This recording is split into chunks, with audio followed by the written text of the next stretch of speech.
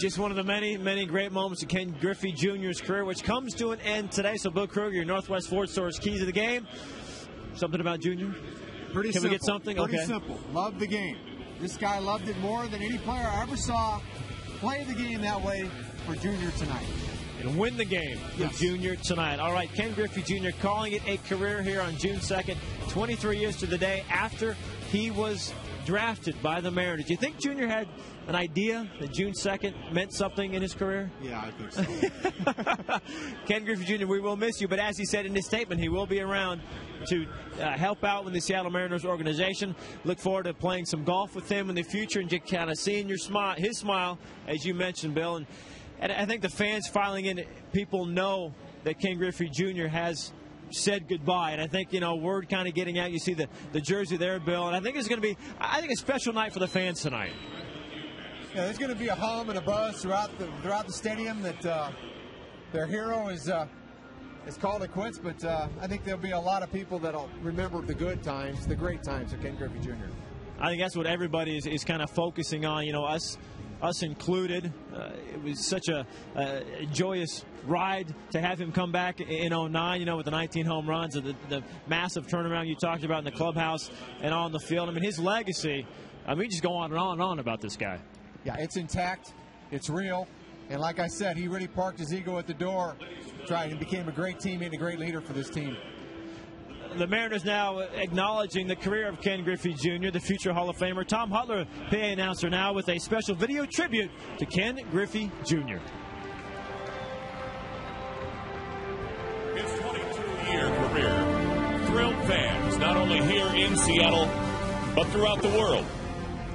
For 2 decades, Jr. was the face of Major League Baseball, always playing the game the right way, giving the game everything he had, while lighting up the field with an electric smile. Throughout his storied career, Ken always made time for kids and for those in need in our community. Ken Griffey Jr. put Seattle at the forefront of the baseball world. Beyond his 630 career home runs, his 10 gold gloves, beyond his 7 Silver Slugger awards, the 13-time All-Star elevated the game of baseball and attracted fans both young and old. For Junior, it was the fans throughout the Northwest that lured him back to Seattle so he could finish his career where it began. On behalf of Mariners CEO Howard Lincoln, President Chuck Armstrong, General Manager Jack Zduriencik, and the entire Mariners organization, please join us and direct your attention to the video screen as we thank Ken for all that he has done for baseball in the Northwest. As we take a look back at the magical and memorable career of number 24, Ken Griffey Jr.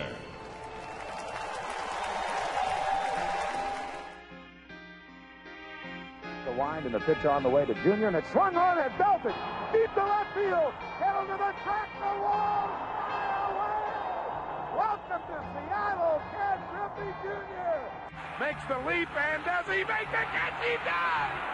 To the 1-8 track, to the wall. Goodbye, baseball. Goodbye, baseball. They do it. Back-to-back home runs. Ken Griffey Jr. leaps. Does he have it? Yes, he does. An incredible catch. He is hurt. He may have broken his wrist. Half my life, some books, written pages. Live and learn from fools and from sages.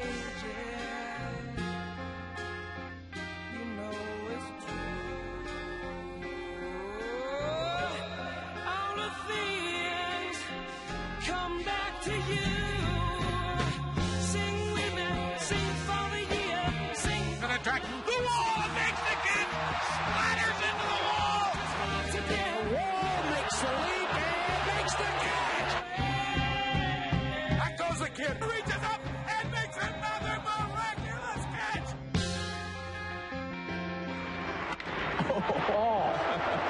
Holy cow. That may have hit the warehouse, and they announce it did. First pitch from back is one. There it goes! See you later! Upper deck! Holy cow, the kid has done it! Swung on and belted. Deep to right field. The Mariners have done it. Fly away.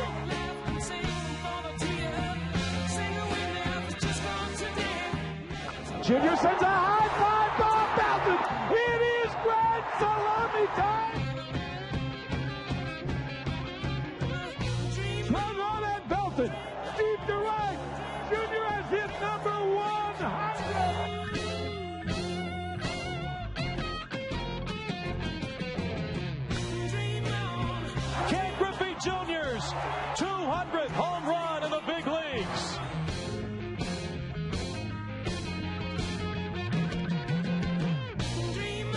There it goes. Number 300 for Ken Griffey Jr.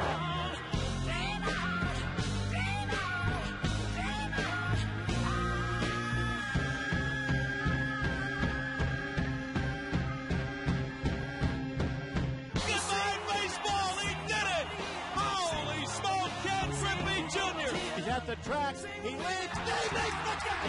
Maybe tomorrow, good love and take it away. Sing with me, sing for the year, sing for the left and sing. Here is Jr. at third base. Circle the waving in. The throw to the plate will be late. The Mariners are going to play for the American League Championship. I don't believe it.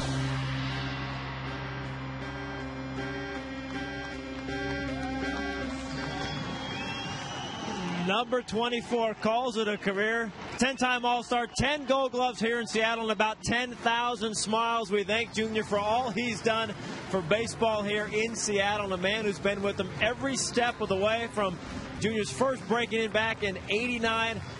Our Hall of Famer, Dave Niehaus, up in the booth. Dave Niehaus and Mike Blowers with the call tonight. An emotional night for the teammates, for Junior, wherever he is, and, of course, the fans right now. And, Dave, as we go up, as we talk about our future Hall of Famer, Ken Griffey Jr., I could only imagine, Dave, what you're feeling right now. Well, watching that video, I just saw about a dozen years pass right in front of my eyes in about 5 minutes. 12 of the most joyous years of my life. And Ken Griffey Jr. will always be the franchise here in Seattle, no matter who comes. Mike, you were his teammate back in 1995. You know what an effect he had on this area. And it has to be, it's a day of happiness for me to know that he's going to be happy because he's got to go home now. Right. He's going to go home and be the dad that he has always wanted to be. He's always been a great father, a great husband, but now he can do that full time. And I think it's a huge load off his mind, quite frankly. Well, I think so, too. You know, let's be honest, the last couple of weeks have been a little bit tough for him, and I think in the end he did exactly what he wanted to do. And the comments that he made today, the statement that he left here, and the way that he talked about things, even leaving spring training, that he didn't want to be a distraction to this club, he left on his own terms. And I have no doubt in my mind he's going to be back in Orlando. He'll be happy. He'll get involved in his family, and that's the most important thing to him. Yeah, and, of course, in 5 years, without a doubt, he is a first ballot Hall of Famer. He'll walk right on in. Well, I would be shocked if he doesn't get the highest vote total ever. I don't think there's any doubt about it. Best player that I've ever seen for sure. Probably the majority of the people in Seattle feel that way, and across the country, the effect he had on everybody in Major League Baseball in a lot of lean years here in Seattle. No doubt about it. And I think, without a doubt, before the summer is over, Ken Griffey Jr. will return when we can properly show our respect and our love for him, fill this place on a Ken Griffey Jr. Fan Appreciation Day. We'll be back and have more the Mariners and the Minnesota Twins right after this. I'm out.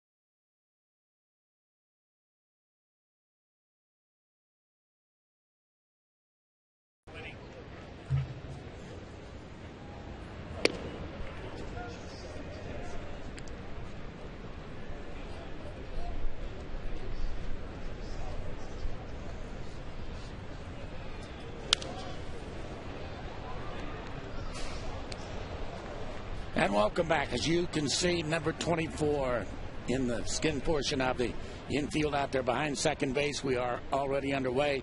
The count has gone to 1 strike on Denard Span, the center fielder for the Twins, to lead it off, and the count a 2 strikes as Cliff Lee gets a start tonight for the Mariners. Lee was fabulous in his last outing against the Angels and trying to win his 4th as a Seattle Mariner. But everybody touched by the news this afternoon, and the Mariners trying to win one for Junior tonight.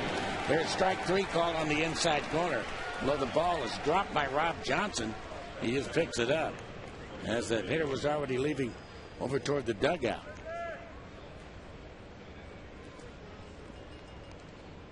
And with 1 down, J.J. Hardy, the shortstop for the Twins, will lead it off. The one thing the M's have been doing is something they hadn't been doing a couple of weeks ago, hadn't been doing for a month or so, and that's hitting with men in scoring position. First of all, you have to get men in scoring position to hit.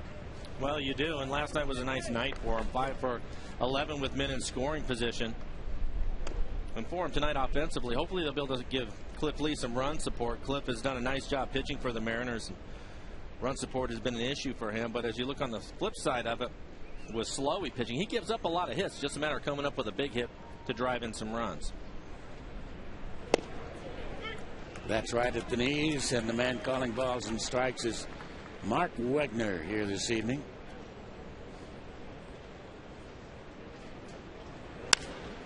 And a fly ball to fairly straightaway right field. Easy play. Ichiro takes care of that.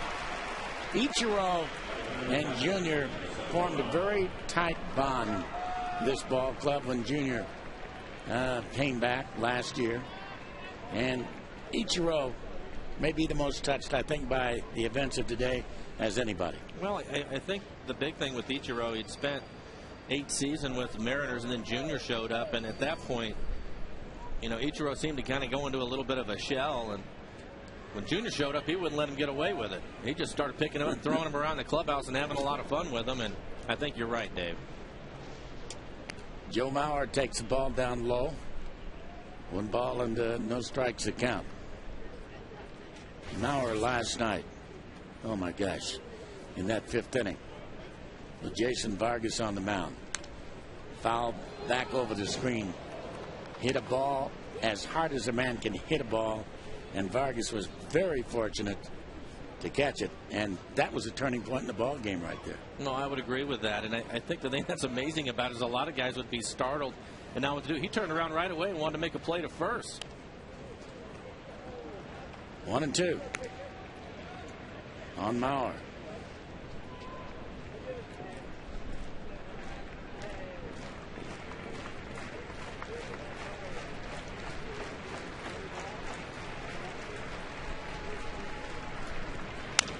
And that ball slapped up the first base line, a fair ball, and the race to the bag will be won easily over there by Casey Kochman, and a very quick and easy 1-2-3 inning for Cliff Lee.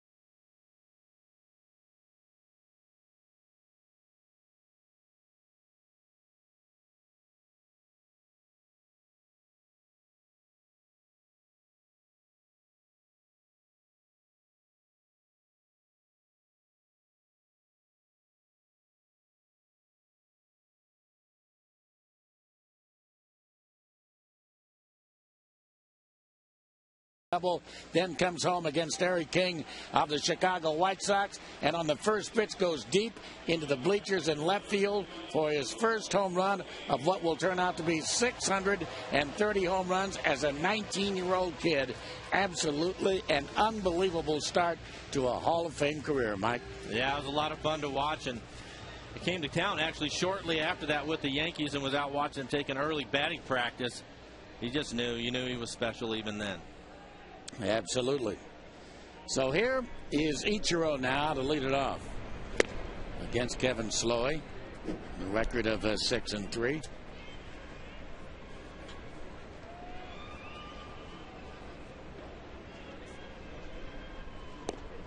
And that slow breaking stuff. He's not Greg Maddux, but he likes to think that he is around the plate like Maddux and quite very hittable, to tell you the truth. But he likes to keep you off speed. Yeah, he's given up 69 hits in the 56 innings that he's pitched, so he'll give up some hits. The main thing with him is he tries to change speed and try to get you to put the ball in play early.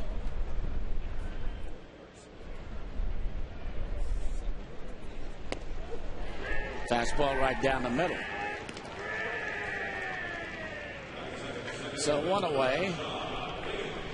And Sean Figgins getting over 300 in his last 14 games.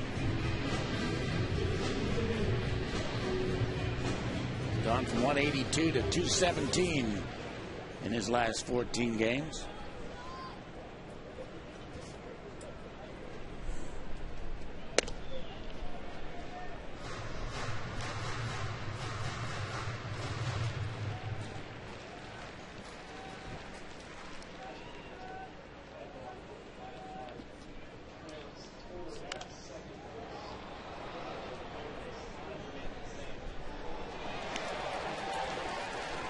One and one.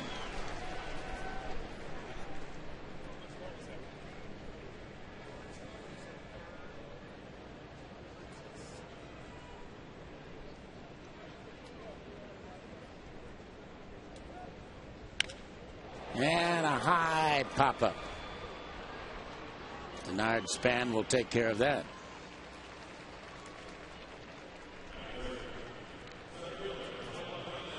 So 2 down. What's your most memorable moment with Junior? Gosh, that's a tough one, Dave. I think probably my first impression of him, and it was that catch that he made in Yankee Stadium against Jesse Barfield and him running in, showing the ball with a big smile on his face. But, you know, I also think about him tomahawking that home run off of John Wetland.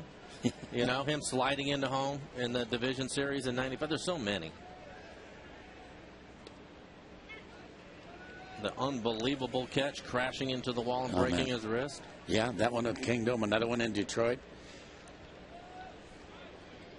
I think that home run was going to be number 300 for Jesse, wasn't it? It was going to be a third of the game and his 200. His 200. Yeah, there's an infield hit by Franklin Gutierrez. Yeah, Jesse'd already hit a couple of home runs, and the great thing was Jesse's expression after he stood out in the middle of the diamond and was laughing along with Junior as he ran in. It was a great catch. I couldn't believe how far he had to run and jump over the fence to make the play. Mike Sweeney.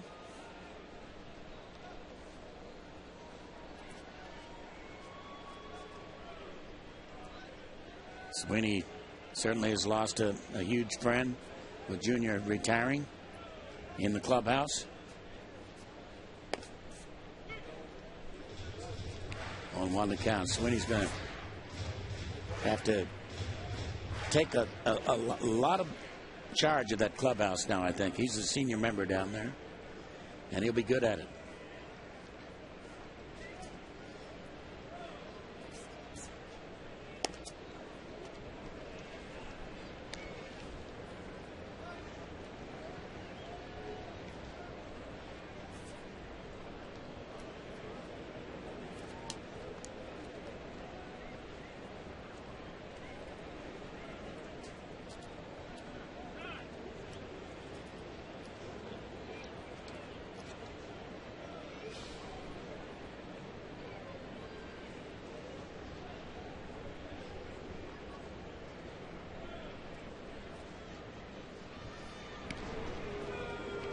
and Franklin Gutierrez almost over there at first base.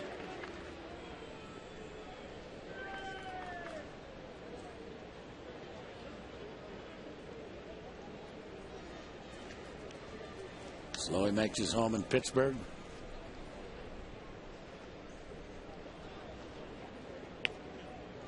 A little low.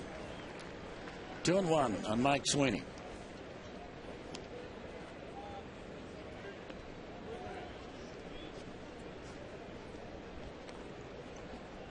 The other thing with Mike, too, is he's been swinging the bat well. And as long as his back holds up, I'm sure that Don Wakamatsu is going to keep him in the lineup. And that's a high towering pop-up. And the right fielder comes in right behind Tolbert, the second baseman Kadayer, to make the catch, and that will take care of the Mariners here in the first. And after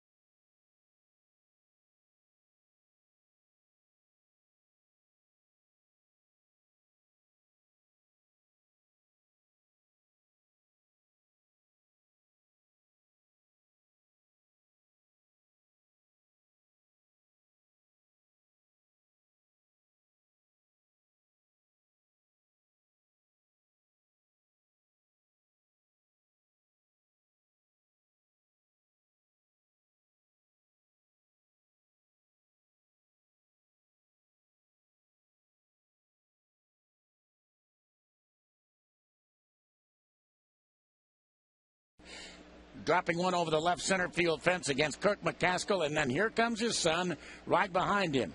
And Ken Griffey Jr. up there, and the first pitch to him, he hits it almost in the same place, a little bit to the left of it. Back-to-back home runs by father and son. It will never happen again.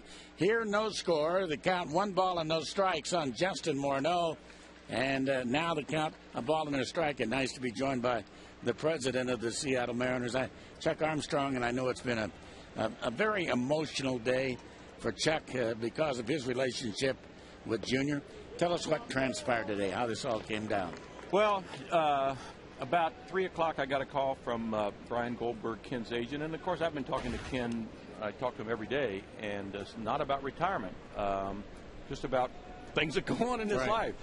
And asked about his daughter's basketball tournament and so forth. And I talked with Brian Goldberg about 3:30 today, and he'd indicated that Ken had decided that he was going to retire, and today was the day. And I called Ken, and he confirmed that, and we talked a little bit, and agreed to talk again tomorrow. And as things go along, he wanted to reassure me that he's always going to be a Mariner, and he appreciated his time here. And I told him how much I appreciated him coming back and finishing his career here. And then I called Brian Goldberg back, and Ken wanted to work on his statement, so he did not want to come down. I understand. It is an emotional time for all of us, and meet with the media. And I thought his statement was right on and poignant and appropriate. And then we worked on things we were going to say, and then Howard and I went out and talked to the media. Morneau hits a tee shot to center field, but the yard will hold it as Franklin Gutierrez will make the catch of it out there. I know that Junior, even when he played with the Cincinnati Reds, your relationship with him continued. He even requested that you come and give him one of the game's great awards. one particular night to make a speech for him. That's how affectionate he was for you, and I know the feeling was mutual. Absolutely. You know, I think the two best signs I ever personally was involved in were Ken Griffey Jr. in 1987 and Ken Griffey Jr. in 2009. So, yeah, it was probably one of the highest honors anybody in this game's paid me when. Great play by Lopez, who throws low, and it's not quite in time. But Lopez, a great play over there to backhand the ball, but scrambling to Dyer beats the throw. Yeah, Celestino's done a nice job over there, and good play. It's nice to be called these days. But, no, Baseball America, at their 25 years of existence, gave an award for the person they thought off the field that made the most positive contribution to baseball, and they gave it to Peter Gammons, and the player on the field who had made the most positive contributions, and they gave it to Ken Griffey Jr., and they asked Jr. who he wanted to present the award to him, and he said he wanted me to do it. And when I got a call from Catherine Silver, who was the publisher of Baseball America, I got goosebumps and went down there, and I think I finished up with, in New York, they say that Yankee Stadium's a house that Ruth built, but here in Seattle, Washington, Safeco Field's a house that Ken Griffey Jr. built. The count has gone to 2 balls and no strikes on Jason Kubel. As I talked to you and Howard on radio earlier today, my only question was, where are you going to put the statue? Well, there's a lot to happen. You know, this just happened today, and I think it's all got to settle in. I talked to the commissioner about it, and he told me some stories of how Ken had called him and how positive Ken was in the 90s, and he's just a special person, a special player, and he's #1 in our hearts. Well, what I'll always remember about him is his humanity, about how he's always spent all of that time with those kids from the Make-A-Wish Foundation, hours and hours and hours, and you would go down there and there would be no publicity. All of a sudden, you'd just walk down into the dugout of the clubhouse like we do every day, and there he is with this young man. And he didn't spend 5 minutes with him. He spent a couple hours with him. That's right. It wasn't just a photo op with these kids, and it was hard, seeing these wonderful little children with perhaps terminal diseases. Terminal diseases, exactly right. And that strike 3 called right at the knees to Kubel. And Ken, what he did here with Rainier Vista Boys and Girls Club, what he's done nationally on the he's on the National Board of Directors of the Boys and Girls Clubs. And then remember when he came back here with Cincinnati, it was his idea. He autographed 1,000 baseballs that we auctioned off, and a third of the proceeds went to Children's Hospital in Seattle, a third to Children's Hospital in Cincinnati, and a third to Children's Hospital in Orlando. I mean, what a great who guy. will ever forget that weekend? It was just to love him that weekend. Yep. And the Mariners swept all 3 games, and I got to see Ken Griffey Jr. hit home run. That's right. Last game. That's right. Sent him on his way and said, when you're done, come on back as a Mariner. How important was that weekend, Chuck, to having him come back? Because I know, with Kenny and a lot of the things that he was dealing with in Cincinnati and coming back, he was a little nervous about coming back, and I don't think the fans could have treated him any better. How important was that? Oh, it really was. When I presented this to him, he says, I don't want to do that. He says, I'll be booed. Let's see if we can catch this one. That ball's playable, and out there to gather it in is Sean Fick. Can you hang around for You bet. Innings? You bet. Okay, so here in the second, a hit, a man left. We go to the bottom of the second, visiting with Mariner President Chuck Armstrong.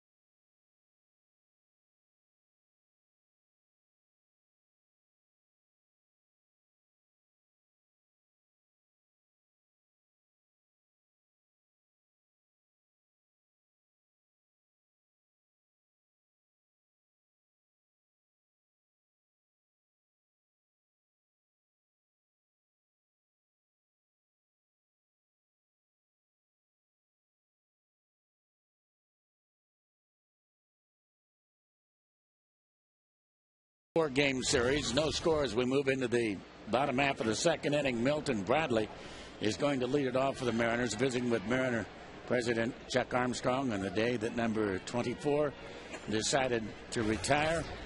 And I know that before the year is up, we're going to have a day when we can properly say goodbye to Ken, when the emotions kind of quiet down a little bit and he can come back and we can pack this stadium and all say thank you very much. I sure hope so. And yeah, he made it clear to me that he wants to stay a Mariner the rest of his life. His agent Brian Goldberg did too. I'm going to talk to Ken again tomorrow and Brian. There's a sharp ground ball hit to the shortstop, and J.J. Hardy throws out Milton Bradley. Now, you know, one of the great photos in Mariner history is when he slid across home plate. And Bobby Walcott, I thought, set a high jump mark, and Mike Blowers was charging out the dugout. So, Flo, you're in that great photo. Yeah. What a thrill that was. And, you know, it's funny for me watching that because Junior being such a great athlete, but to watch him coming around third. And the great thing about the Kingdoms, the dugouts being right there at field level. So as a player, I'm right there watching that, and it was like he was on air coming around there. It really was. I mean, I'm up there with Woody Woodward, and we look at each other and we said, unless he falls down, we win. I mean, it was, I've never seen him run so fast. Jose Lopez put some pretty good one on the ball, but out there in left center field, Denard Span makes the catch for the second out. Here's some remembrances of number 24. First of all, they're etching number 24, and look at this. Look at the Spider-Man catch. I thought the greatest catch was the one he made in Detroit, David. Yeah, over the wall, out in right center field in Detroit. It truly was. Look at that extension. Dropping the bat, celebration. There. And there's the one you're talking about. Yeah, but we don't see Blow there, or Walcott. Casey Kotzman has taken the pitch down low and inside ball one ball and no strikes. Looks like things are beginning to turn around a little bit here. Well, I think so. And, that's one of the things when I talked to Ken today. He said he just did not want to get to the position where he was a distraction. He saw this team coming around. He said, I think I've made my contributions. And, let's go get a W tonight. Well, I know they're trying to win this one for Junior tonight. Milton Bradley was very emotional. Had developed quite a bond with Junior, I think. I think so. Junior developed a bond with everyone. Yep. 2-2 on Casey Kotzman. Look at this. This is just after the tribute video.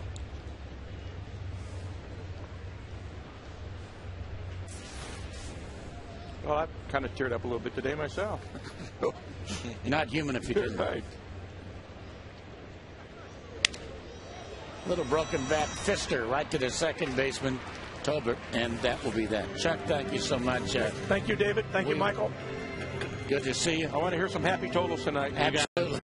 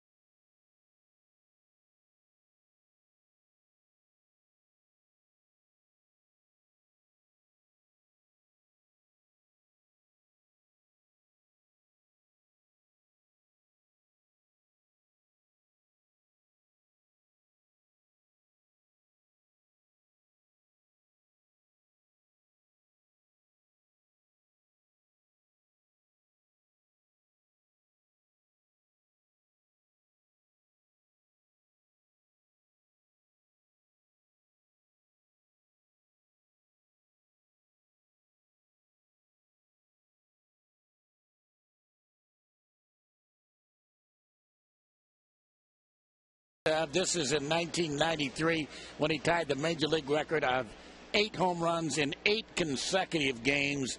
And that tied the Major League record. It seemed like the string would never end, and it finally did after 8. Remember that?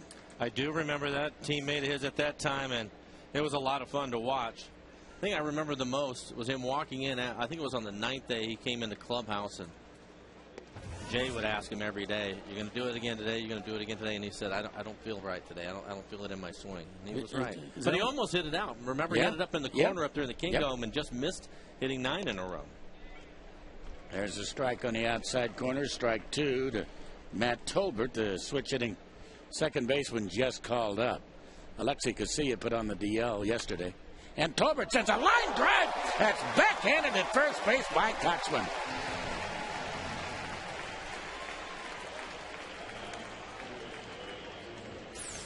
Take a look at Casey Kochman playing off the line. Looks like this ball is going to get sliced inside the bag, but a nice play by Casey Kochman. Would have been a double for sure. So a nice play. So Casey Kochman, 227 consecutive games, playing in his 228th without an error. And this is Nick Punto. Steve Reich one to him. All right, David, your favorite? Ken Griffey Jr. moment? My favorite Ken Griffey Jr. moment. Ah, gosh. So many. I know it's hard, isn't it? So many.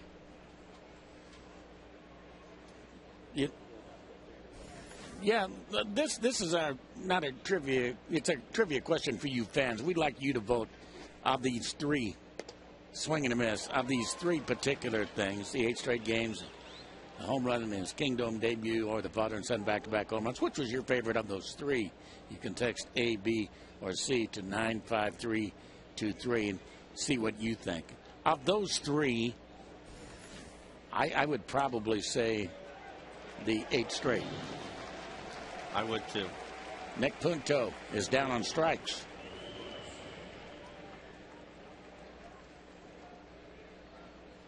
I think the one with the most impact to me was home run off Wetland. That really kind of got things turned around in '95. You guys then just took off. Right after he came back from his injury. Right. That That's horrible right. After wrist injury. After that wrist injury. Yeah, that's a great one. I know what my favorite picture is, and it was the one that he brought up here last year in the booth. With me interviewing him. Yeah, I think he had to be 19 or 20 years old. That's right. That was a great picture. Oh, gosh. I've got that at home downstairs. Oh, gosh. We both look so young at the time. Picture time. I was about 250 pounds lighter, too. Leave it to him, though, right? I know this. I know this, that you walk around here and you get a lot of respect from everybody, but Junior always wouldn't be afraid to throw a jab at you every now and then. Oh, man. Always. Never missed. And he was the first person to call me when I was named to the Hall of Fame, too. I'll never, ever forget that. A lot of people probably don't know it, but he was really good about that kind of stuff, wasn't he? Yep. Yeah.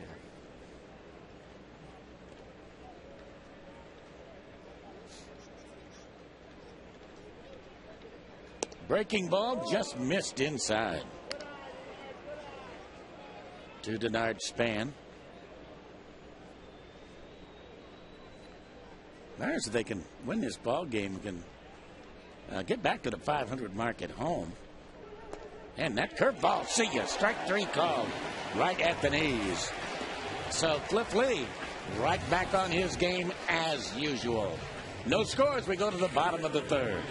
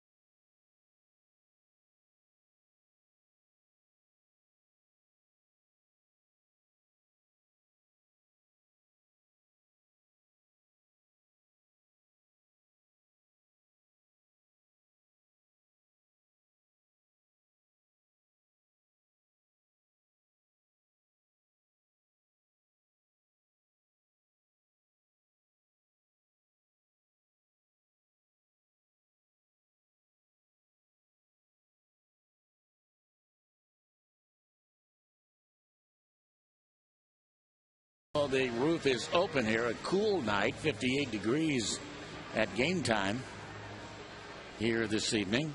And Rob Johnson, the catcher, will lead it off for the Mariners against Kevin Slowey. Each side with a base hit. Each side with an infield base hit. On the inside corner.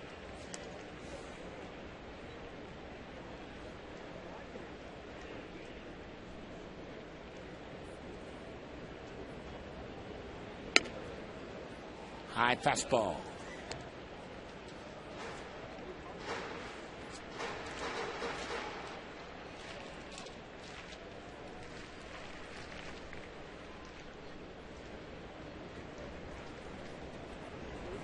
And another one, down he goes. So 3 pitches, see you later.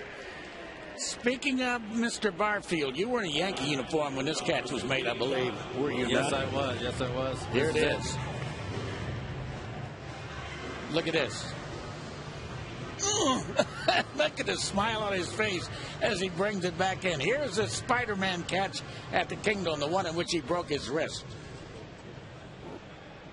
That's not the one in which he broke his wrist. This is the one right here where he broke his wrist and was out for a good portion of 95 there. And then the one you like in Detroit. He got up so high to make that catch in Detroit. A strike on Josh Wilson, and then quickly 2 strikes. You know what was strange watching Kevin Bass is the one who hit the ball when he broke his wrist, but you know you can see so many. He made that catch so many times and hit the wall in a similar fashion, but he always seemed to get up right away too. And when he didn't, you knew something bad had happened to him out there because he usually just jumped right back up after he hit the warning track. What a great catch that was. Josh lays off that high fastball.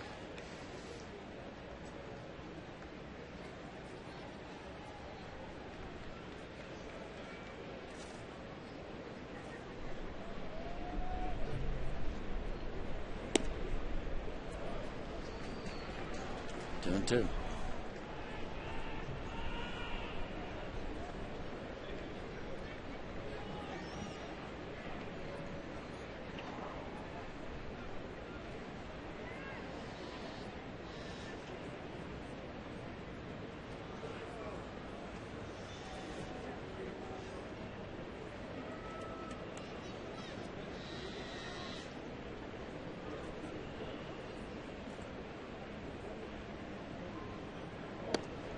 And that's just off the inside corner. Here is your vote, your favorite Junior moment.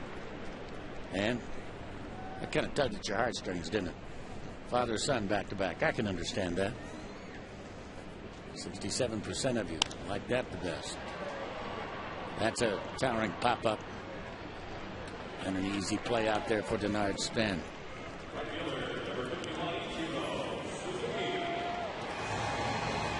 Junior retiring as the #1 tweeter topic today, we understand.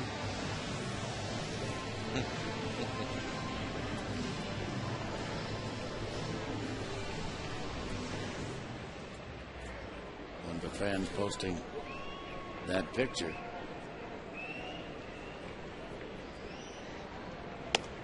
Ichiro backs away from the pitch inside, ball 1. 1 ball and no strikes.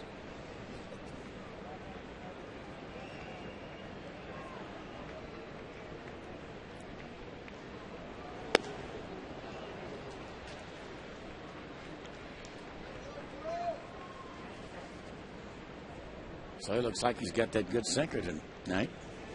Doing a nice job of changing speeds. Not overpowering at all.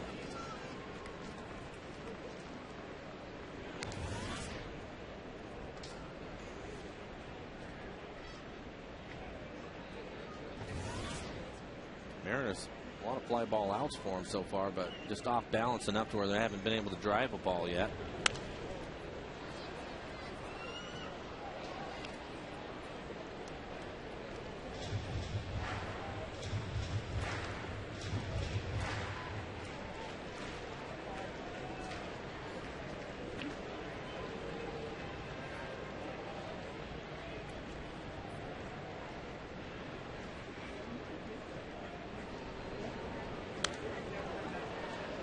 Slow hanging breaking ball. Maybe a little bit high and outside. Only 75 miles an hour.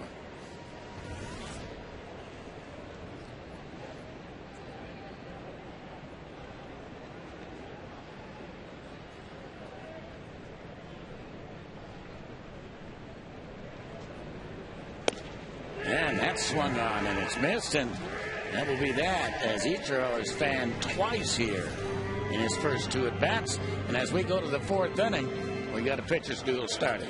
No score.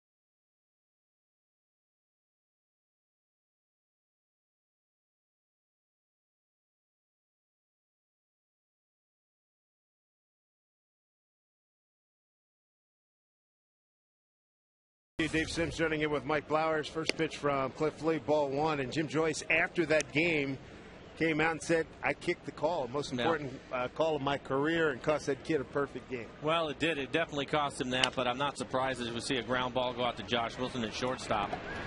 So he'll throw Hardy out. But Jim Joyce, I've known him for a long time, has been a good major league umpire since I played. Right. And I'm not surprised that he came out and said that he kicked it. And what else are you going to do? He's a human, and you make mistakes, and he made a mistake.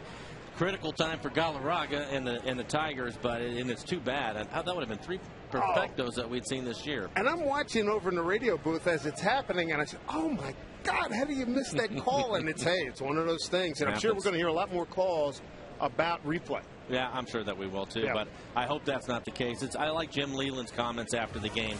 Human element's part of it. Live with it. Yep. No, I'll buy that. But it was, oh, boy, it was unfortunate. Galarraga, bless his heart, he stood there and smiled. I mean, it had to have been killing him inside, but he just sort of was smiling. But Cabrera was not. No. He was letting Joyce hear about it the rest of the way until the game was over, just wearing him out. Cabrera, the great first baseman for the Tigers, was not happy at all. He's the one that fielded the ground ball. And did you see, they had to separate him after the game, final out, and a lot of players, they ganged up on the umpires, and they had to sort of like 300 Spartans there for a second. You know, they had to keep guys away. Here's Maurer.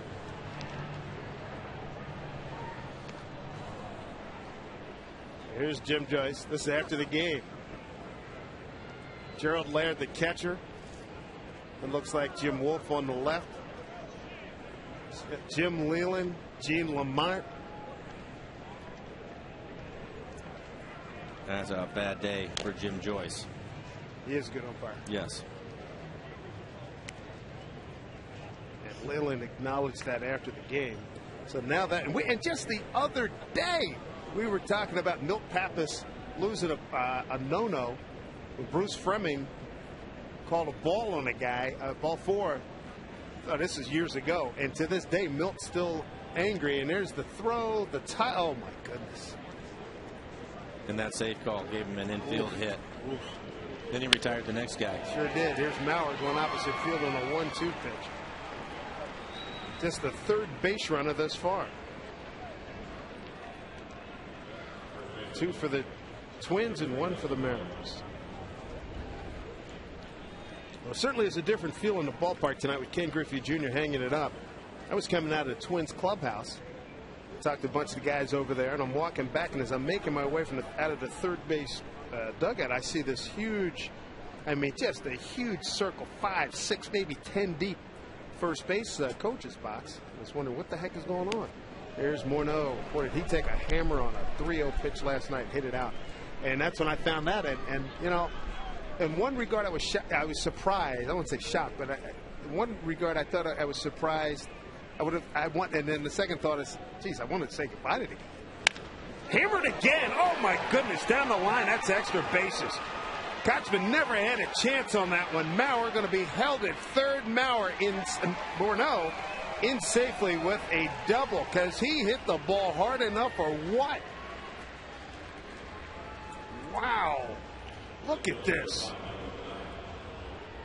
That ball is by Casey Kochman before he can even get his glove up. Ricochets off the fence. I thought maybe Ichiro had a shot at Morneau going into second base. Well, it'll be a solid double for Morneau. Well, you know, for me, coming into the ballpark today, you walk by and right. I thought, that's strange. Junior's car's not parked in a spot, but you never know. Maybe he's out getting serviced or something. Didn't think anything of it. Then I came up in the booth, and right away I looked down on the field as the guys are taking BP, and Junior hits in the first group every time, so I figured I'll watch him hit some balls off the cafe during batting practice, and he wasn't there. And that's when I started thinking, oh, maybe something had happened. And that's when I picked up everybody on the track, and then everything after that. Right. And then when I had come in a little bit earlier in the clubhouse, I didn't see him, but I figured, he's in the back. Right. Because usually, first thing I know, I get my lineup, I go over, give him a fist pound. Hey, what's going on? Last time we spoke yesterday, it was golf on, and we were commenting about golf, and I was asking about his son Trey, who'd been injured, how he was doing, and all that kind of stuff. That's the stuff I'm going to miss. I mean, I've only known the guy for the last 14 months, but it might as well be 14 years. I mean, he's a good guy. He's a great guy. Really enjoyed being around him. He's going to be missed. Who's going to pick up the? All right, you're in charge of practical jokes now. I don't know. I don't know who's going to take that over. Pitch by Cliff Lee, 1-2. You played with him. I mean, nobody could lighten up the mood in a tense situation better than he could. Well, he did it all the time, and that's what, one of the things with everybody, the fans and everybody, were watching all the highlights of Junior and the home runs and the catches and all that stuff, but it's the things the fans didn't get to see, the clubhouse, flying on the planes with him. Rob Johnson holds on, and that's a big out retiring Kid Dyer, who had an infield hit his first time up. Cliff Lee's 5th strikeout, and the numbers, they're prodigious. My goodness, 2,671 games. 5th all-time in homers, multi-home run games, 55, and 1,836 RBI. That's our Jack in the Box in-game box score. Highlighting the career of Ken Griffey Jr. 22 years in the Bigs, 13 with the Mariners. And I probably should have turned my cap around back. In tribute, I'll have to. We'll come back next time on camera. I have to turn it around. It is homage to Junior.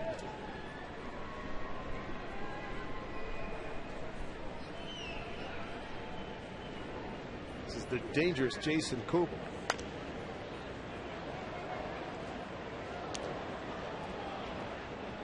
There is a promotion coming up later on this season, and those promotions they will stay on the books. Let's see, backwards cap night is July 8th, and the Ichiro Griffey Cooperstown bound bobblehead, that's coming up on June 18th.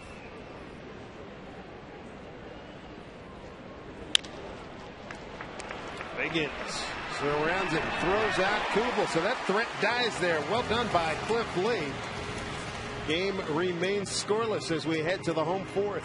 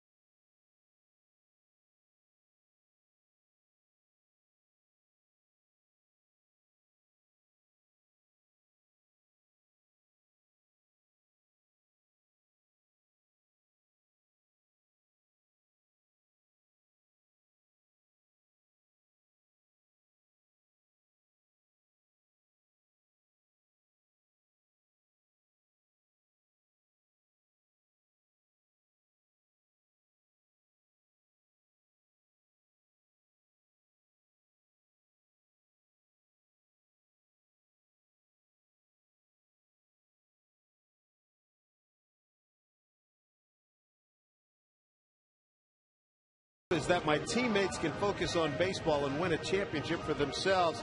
And for great fans of Seattle who very much deserve one, thanks to all of you for welcoming me back. Bob Christopherson and company put that 24 behind second base. Guess everybody will be wearing 24 for the next couple of days.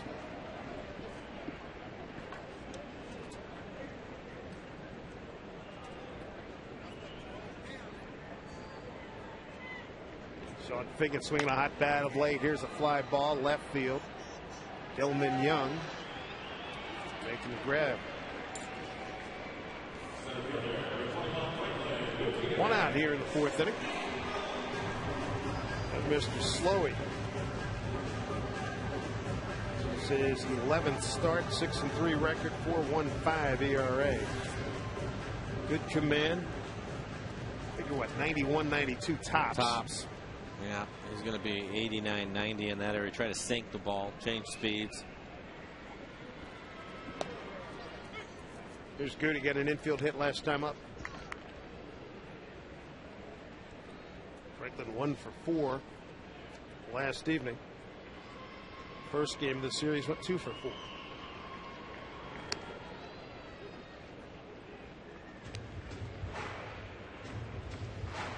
Trying to push that average back up over 300 again. He went through a little rough spot down in the 270s, but he's been hot again.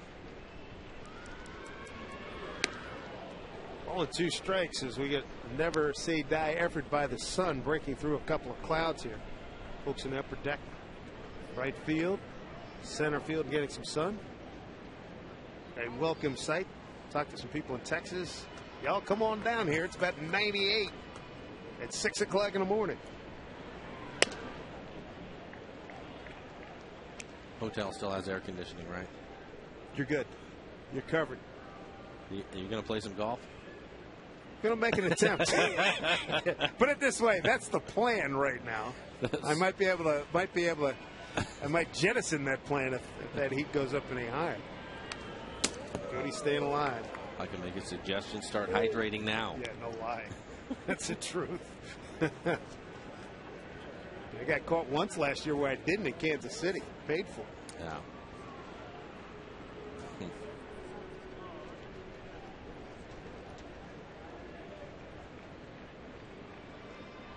Span a couple of steps towards left field. 2-2.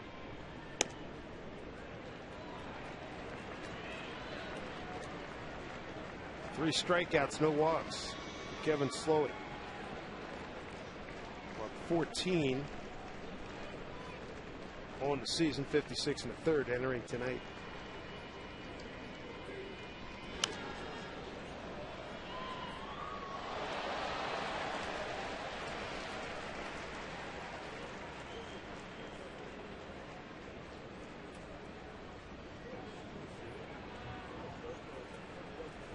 Franklin Gutierrez. Center field is his for a long time here in Seattle. 3-2 pitch. Popped up and playable. Matt Tolbert. He's there to make the catch. 2 down. Fourth inning. And Seattle Mariners baseball on FSN is brought to you by Sterling Savings Bank. By Quest high-speed internet. Get blazing speeds that won't burn up your wallet. And by your Western Washington Toyota dealers. For over 30 Toyota offers, visit Toyota.com. Dave Sims, Mike Flowers, the FSN crew. This is the date that Ken Griffey Jr. hung it up. Wednesday, June 2nd, 2010. Skying one to right field. Kadire coming on. And he's there. Slow and efficient inning here in the fourth. Zeros remain on the board here at Safeco Field.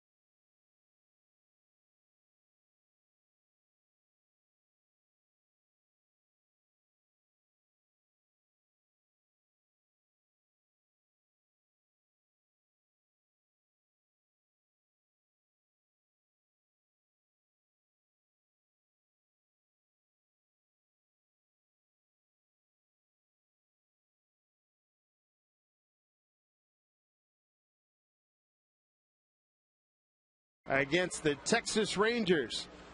Launches a very big home run. And later in the game, here's Juan Gonzalez with the drive. Remember him deep to center field, and Junior's right there, makes the catch. Wow. Got to see a lot of that in the Kingdom.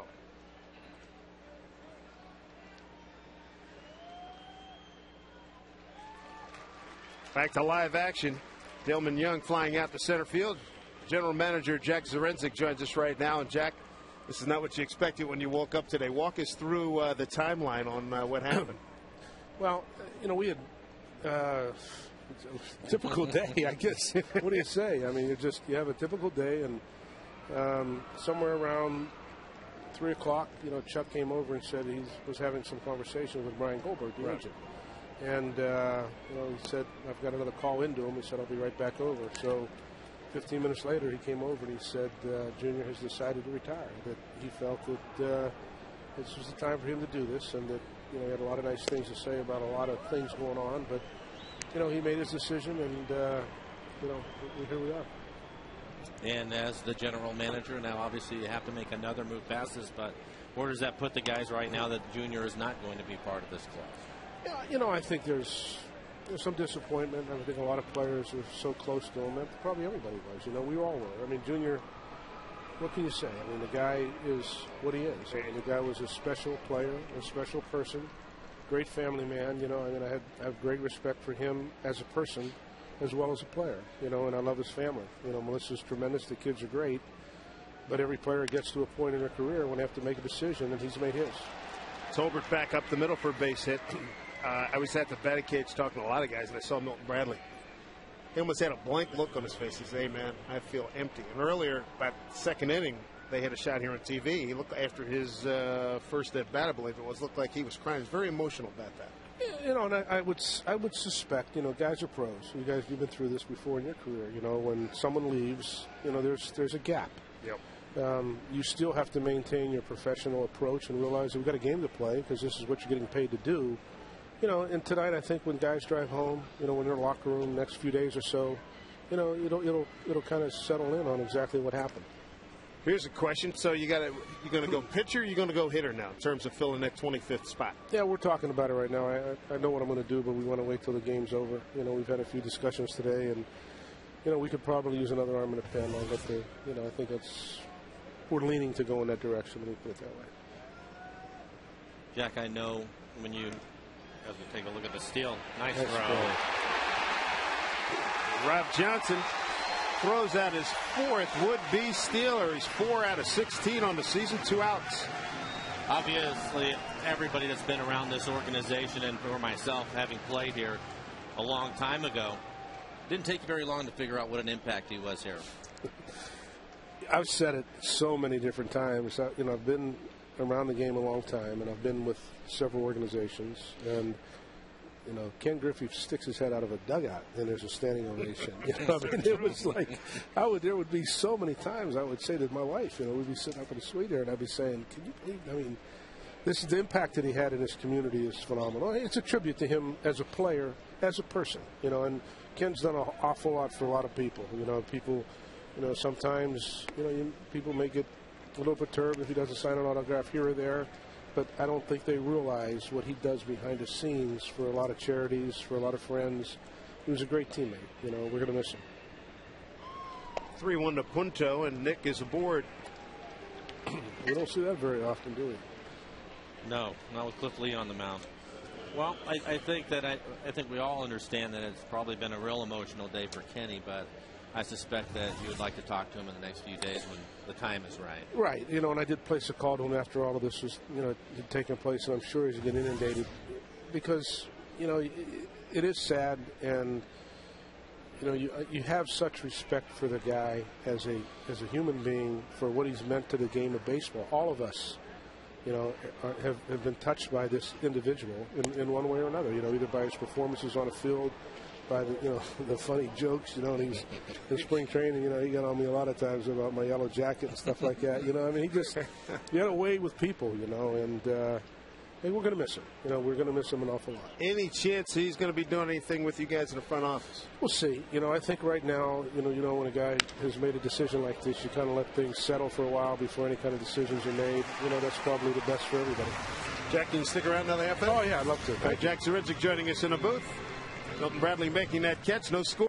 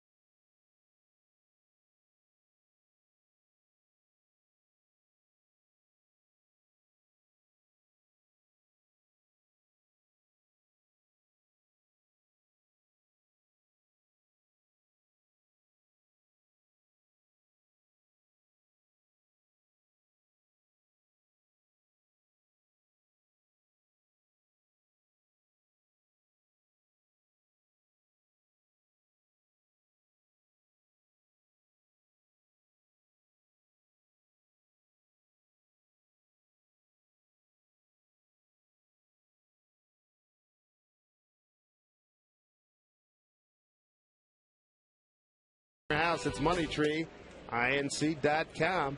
Dave Sims, Mike Flowers. We have VP General Manager Jack Zduriencik with us here in the booth. It'll be Milton Bradley, Jose Lopez, and Casey Kochman here in the home fifth against Kevin Slowey. You got to like what you're seeing here with the bat starting to come alive here the last few days, Jack. Yeah, and you hope it continues. The weather's warming up a little bit. I think guys, I don't know how much lower you can get with some of these guys the way that they struggled early on, and you just kind of figured eventually it just has to get better. How much pressure did you feel with this team performing the way it was? I don't know if it's actual pressure. I mean, I think you do feel, what these guys might be going through. I mean, you get disappointments up and down when you can't score runs, but you live with just about every pitch, quite frankly. You try not to, and you try to take the high road, but the result is that at the end of the day, we put this club together, and we have a lot of faith in these guys. And if you're not performing like you hope they can perform, then it's disappointing. Having said that, do you think you're going to be busy as we move closer to July 31, the trade deadline? It's possible, but as I said, this past week when I was being interviewed, one of the things I'd really like to see is I don't want to go there for answers unless you have to. I'd rather these guys perform to their level of ability. If all of these guys as a group can be who they are, we're not asking them to be stars. Just be what you are. The term "play to the back of your baseball card," and a pretty good club, but unfortunately, we haven't gone there yet. But again, we see some sparks here, and the pitching's still good. So let's see. Given what we've seen here in this division too, with the injuries, as we look at sign of a spark indeed regarding the offense. I understand Vlad Guerrero got hurt in batting practice today, and other injuries around the division. You still holding out hope you can win this division this year? Yeah, without a doubt. I mean, you're sitting here right now, and you just, and the three of us could probably name 10 different games where we take back one pitch or one play, and it changes the outcome of a game. Four pitches over the weekend. Right, exactly. So I mean, that's how this thing is, and I said all along that clubs have to stay healthy to win this thing, regardless of where you're at. And if you have injuries, then that's going to have a toll on a division. Who wins it. So we'll see what happens. I remain reasonably optimistic, because I do believe that this group can put it together. Reasonably optimistic. All right, fans can hang their hat on that. Why not? See what Milton does here. 3-2, stays alive. I think it was a couple of weeks ago, but you and I were talking. You asked me a simple question, and I told you no. I haven't seen anything like this before, and I think that's the hard part, Jack. When you look at what the club accomplished last year and the quick turnaround that they really had made, and what you were hanging your hat on coming in, you have. I mean. Listen, you're a third of the way through it, and I've seen more stuff go sideways that you would never expect. But then when you take a step back and look at it, it's a lot closer than maybe you think. And as you look at those numbers trending, it's a nice job by Milton Bradley to get a base hit in the right field with nobody out to get things started. But it is actually, I mean, that's where the sense of hope comes from, right? No doubt. And that was a great point you brought up. When we were talking last week, and I have not been through a stretch like this where a club has underperformed the way this club's underperformed. There are pieces of this club that have performed very well. Our starting pitching being one, and we still have hope with, some guys coming back yet right around the corner. And some of the players that have struggled so much, they're not as bad, nowhere near as bad as what they're playing. So, again, as I say, you take a play here or a play there, a pitch here or a pitch there, and we're right in the middle of this thing, and then realize that, if guys are going to get back to their norm, they're going to be pretty high. They're going to get hot there. Exactly. So, if you can't see a positive in that, So, again, that's, hey, you live this game and you live and die every out. And, if you're in it like I am and like you guys are. So, you see the little turnarounds that can change clubs. And probably one of the biggest pieces for you that hasn't been available is Mark Lowe. What's the latest on Mark? I had a nice talk with Mark downstairs. He's still sore, and, he's getting treatment. But he had an interesting point because he's been told it's a little nerve issue, and he's been told that he might wake up some morning and his nerve issue is gone. So now all he's got to do is get back into, the throwing routine, and he'll recover from that relatively quick. So, he's certainly a big piece, and of course Bedard's a big piece. Yeah, what's the latest on him?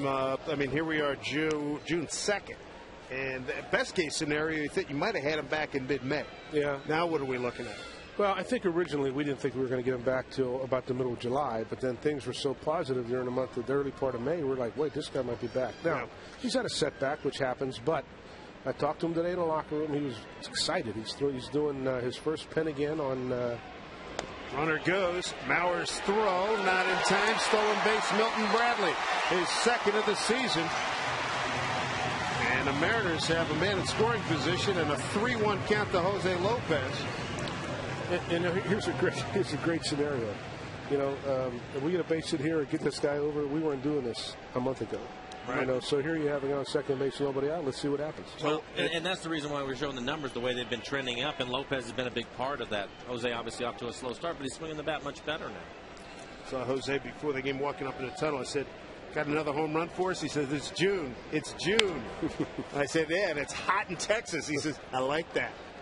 Well, and that being said, you have to like what you just saw there on a fastball inside. You can see Lopez trying to hit the ball the other way, which is winning baseball, giving yourself up a little bit, taking the home run out of the pitcher because of the pitch he has to handle and trying to hit it to the right side.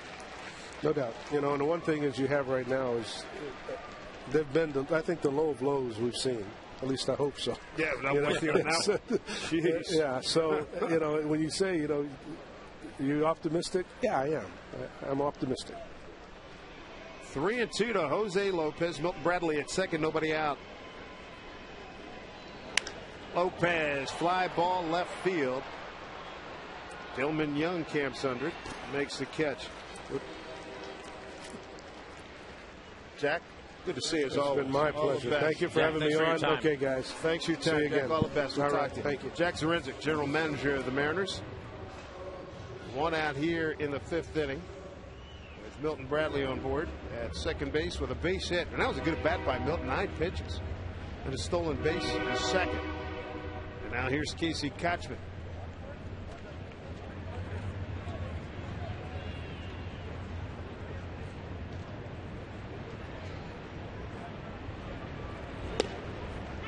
Breaking ball for a strike.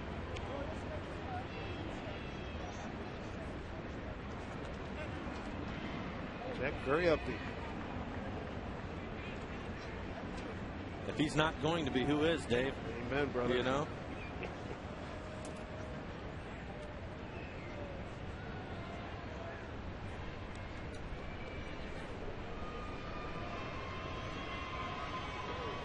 0-1 to Kochman. Well, speed pitch.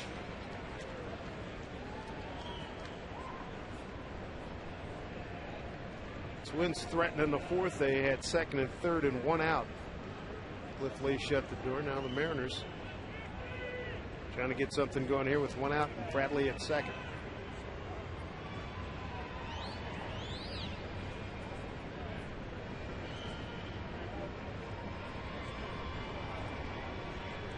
Conference. Punto and the catcher Joe Mauer. Kochman 1 for 4 with an RBI last night. This copyrighted telecast is presented by authority of the Seattle Mariners. It may not be reproduced or retransmitted in any form. And the accounts and descriptions of this game may not be disseminated without the express written consent of the Seattle Mariners.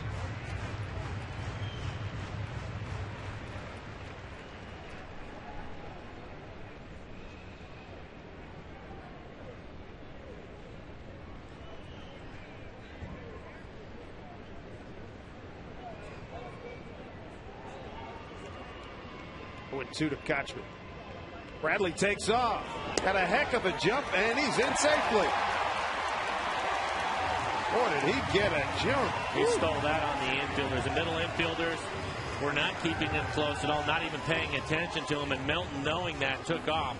He can see where the second baseman is, but the shortstop's not going to keep him close. Why not take it? It's an easy steal. 2 stolen bases here in the inning for Bradley. Gives him 3 in the season. 1-2 to Kochman. Infield in tight. Did he check? He did, says Jerry Mills.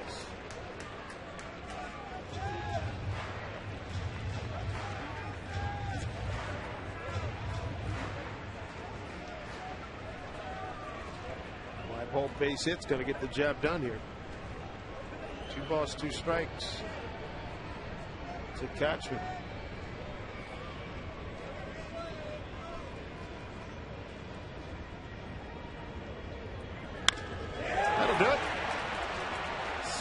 About medium center field. Bradley runs well, and he's going to score easy. DC Kochman, Milton Bradley, good combo here in the 5th. 1-0 Mariners. Casey Kochman's 21st RBI. Seattle Mariners baseball on FSN is brought to you by Safeco Insurance. Find a local Safeco agent at safeco.com. And by Washington Federal. Invested here. Great at bat by Milton Bradley. 2 stolen bases and a sacrifice fly by Casey Kochman. 1-0 Seattle.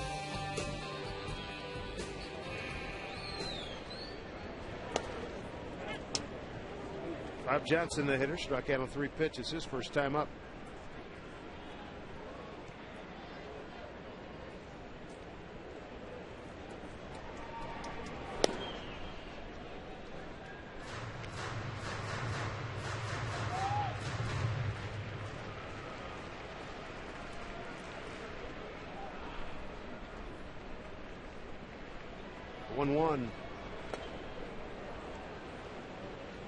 Well, 2 strikes on Rob.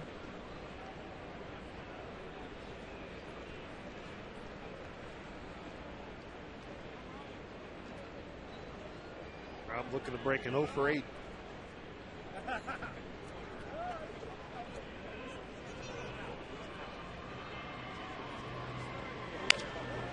Fly ball right field, Kadire. Easy play. Inning over. But the Mariners get a run. Milton Bradley a base hit, 2 stolen bases, and an RBI by Kochman. 1-0 Mariners.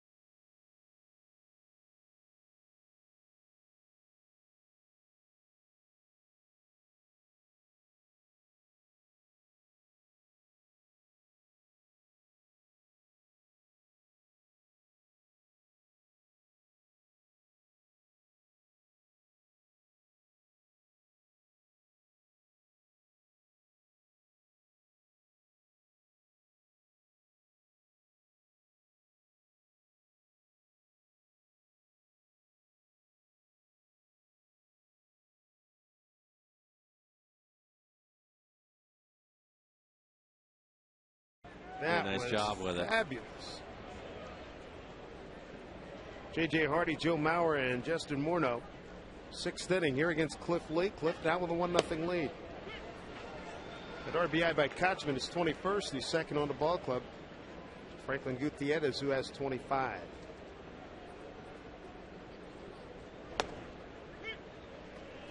Cliff going to work, pounding strikes. Hardy's 0 for 2. Fly ball to right to round out the shortstop.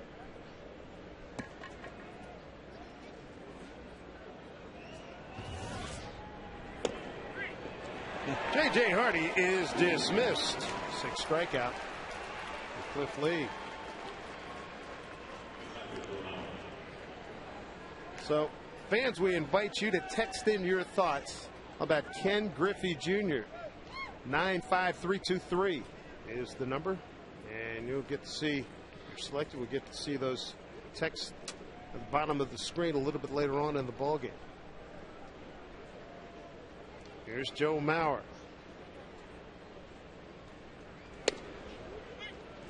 Joe with a base hit. Joe Mauer with a base hit to left. Back in the 4th inning. Rounded out to Kochman his first time.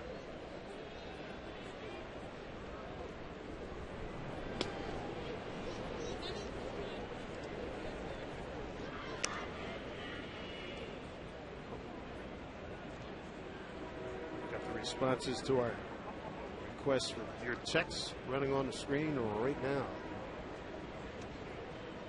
So far, Cliff has done what he's had to. That is to get the guys out in front of Mauer and Morneau. You go back into the 4th inning. Mauer had a base hit and Morneau hit a double, but Cliff was able to get out of that inning without giving up a run. So the key to it really is to keep Span and Hardy off the bases.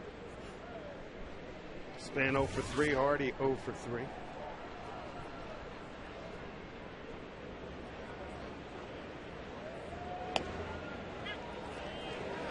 Casey Kochman's sake, I'm really rooting for Cliff to retire Mauer, so when Morneau comes up, Casey can play in short right field. Notice where he's playing right now. Exactly. It's tough to get any further back, barely on the dirt.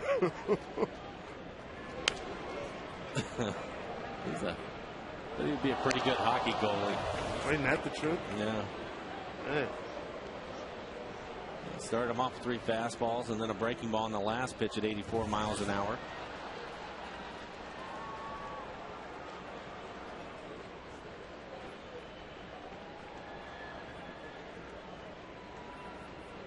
Two and 2. Slicing drive that Gutierrez has in his glove for the 2nd out. 2 out, 2 in the 6th. Tomorrow, girls' night out. It's back. And the Mariners wrap up this series with the Twins. Ladies, here's what you want to do. You want to pamper yourselves with facials, massages, and more. There's going to be a comfort station at the left field concourse. Plus, first 10,000 women, the first 10,000 women receive a Mariners tote bag. So gather your girlfriends up and get your tickets at mariners.com.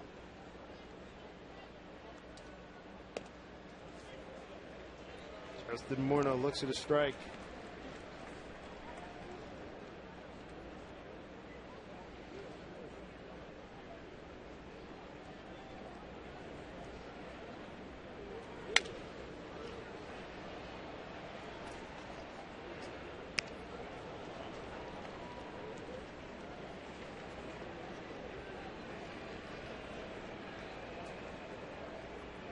Lee, 10 strikeout performance last start against the Angels. 8-3 win. He's got 6 Ks tonight, 5 looking. Here's the 0-2.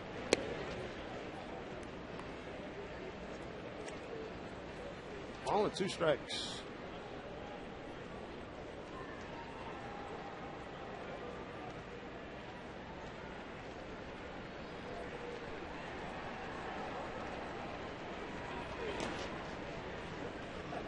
Two of 2 to Morneau.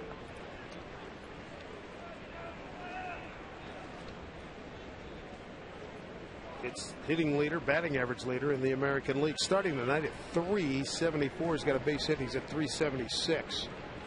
2 of 2. Deep drive, center field. Ranging to his right is Gutierrez. Makes the catch. 2, 3 go the Twins in the 6th. Goody and the Mariners lead it 1-0.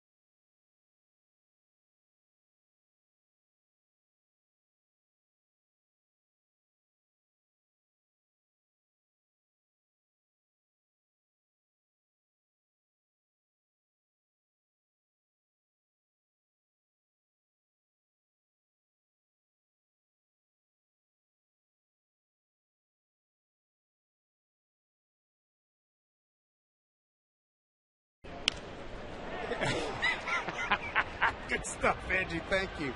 Fly ball off the bat of Josh Wilson. She'll be here every night, everybody. Tip your waiters. One out here in the 6th. Top of the order, Ichiro. It's going to be an interesting at bat. Ichiro struck out twice tonight. A 1-2 pitch and a 2-2 pitch.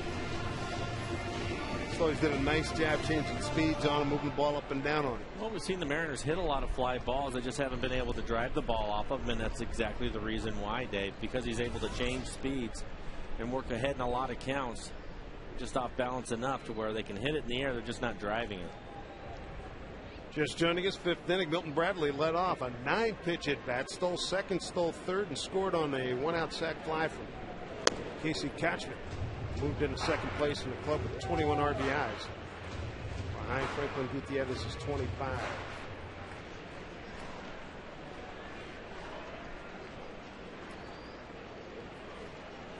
Big gap in right center now. Lauer and Slowey want to make sure they're on point together. Take a look at our Quest High Speed pitch brought to you by Quest High Speed Internet. Slowey at 91. Lee at 93. Cliff went 6 strikeouts, 5 of them looking. He's walked 1. Slowey has 3 strikeouts, has not walked anybody.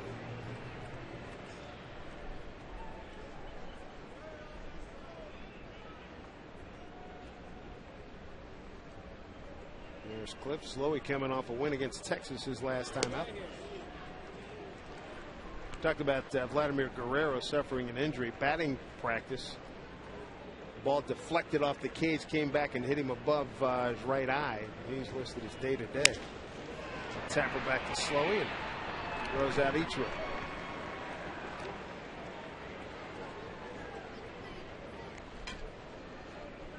And Griffey Jr. 23 years ago on this date was drafted by the Mariners. That's our banner bank building to the future. Nice pick. Yeah. 22 years in the bigs, 13 with the Mariners. Sean Figgins flied out twice.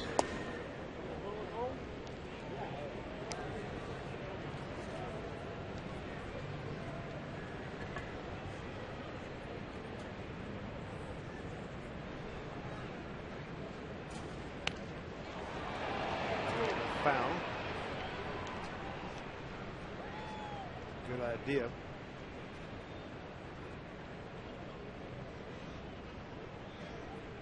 In the West, Oakland lost to Boston 6-4.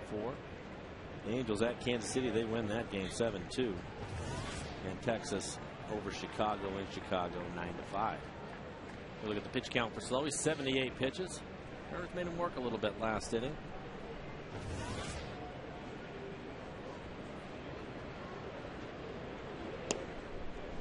Biggins entering tonight's game over his previous 14 games, hitting at a 308 clip. His batting average from 182 to 217 entering tonight. 2-1 pitch. Through the middle. That's a base hit for Sean Figgins. 1 for 3.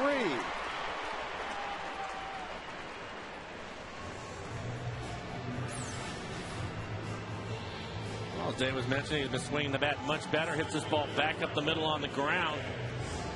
Expecting him to pull it over in the hole. So a nice piece of hitting.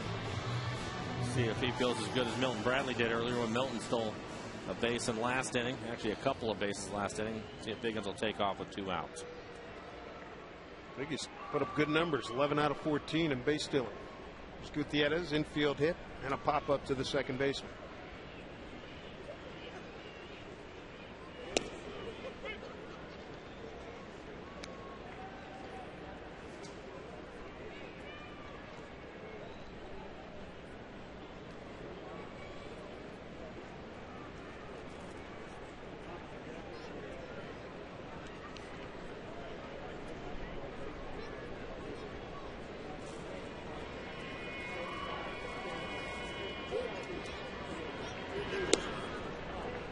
Curious to see what Jack Zduriencik and Don Wakamatsu, what the decision's going to be in terms of getting a 25th man up here now with Junior retired.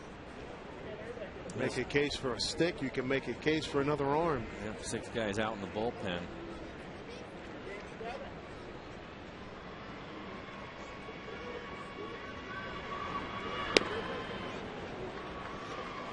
Two and one.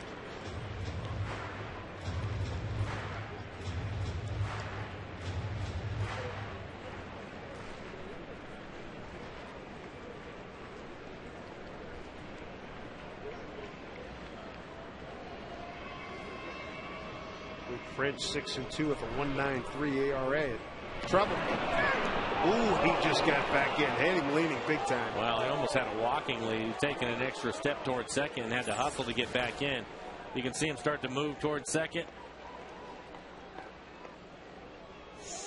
Ooh, boy, that is close.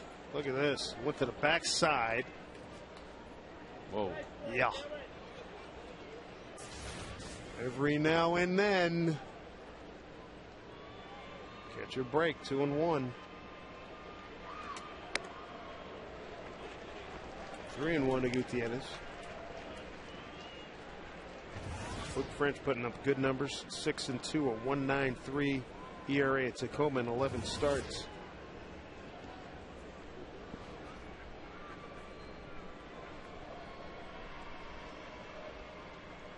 Three-one pitch.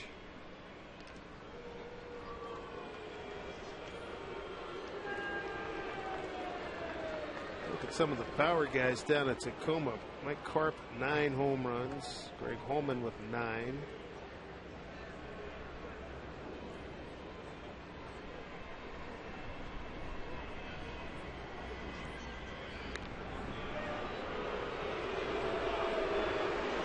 Slowly doing his job, trying to keep the runner close.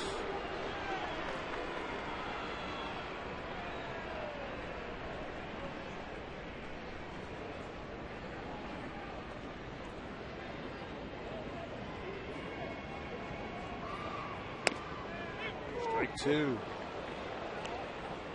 And you can see in the 3-1 count, Franklin didn't like it, thought it was up, and Tracer thinks so too, but Slowey, 85 miles an hour on that last pitch, is taking a little bit more off.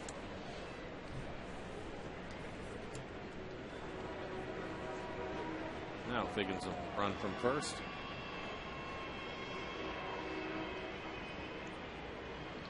Three-two to Goody. Up high, ball 4. First walk issued by Slowey. 2 men on, 2 outs for Mike Sweeney. Let's take a look at the Mariners calendar. Brought to you by Sleep Country USA. Finish up with the Twins tomorrow, and then maybe the Mariners can get some W's against those Angels. That was a tough series last weekend. Mariners were 4 pitches away from a sweep and wound up losing 2 out of 3. And then the summer begins in earnest because it's already boiling and broiling down in Texas. 4 games there. It'll cool off a little bit in San Diego, then back to the Midwest following that. We go to St. Louis. So that could get really hot and humid.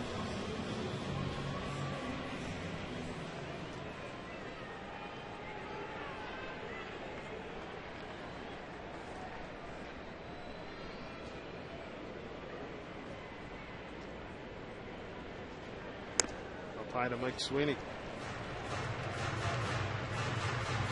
Give you an idea, Mike. Friday through Monday. Forecast down in Arlington, Texas, and here comes the pitching coach, Rick Anderson. For Friday, 101 degrees in Arlington, followed by 105, 105, and 103. Batting practice in the cages. Yeah, right. You know, we're up here complaining about it. How about the guys that have to run out there and chase the ball around the field? Jeez Louise. I've done that many times, and you worry about cramping in the guys' pulling muscles. And I'm sure that Rick Griffin and the rest of the training staff will stay on top of the guys and make sure they stay hydrated while they're out there. But that weather will zap you. A lot of times you'll see the Rangers come out and they'll take batting practice in shorts and a T-shirt. You're good for like the first couple of minutes, and about 10 minutes in, you're going, whoa. Yeah. Well, you hit, and then you just run back up into the clubhouse. Sure. No need to stand on the field and bake for an hour and a half. Off the end of the bat, fielded by Slow. Threw a heck of a pitch to Sweeney. Off speed pitch, and it retires Mike, and the Mariners are done in the 6th, but they have a 1-0 lead.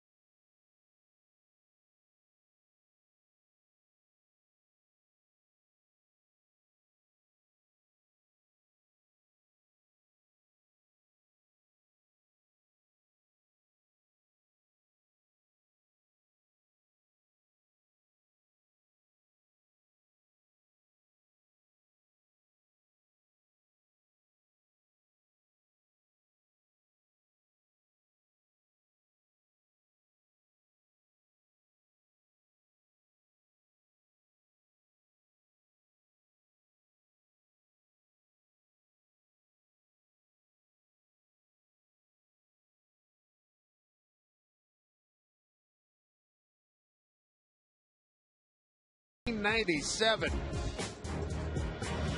His MVP season. He hit .304, 56 home runs, 147 RBI, and a slugging percentage of .646. Seemingly caught everything.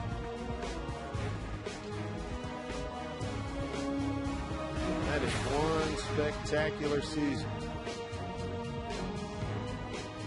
630 career home runs.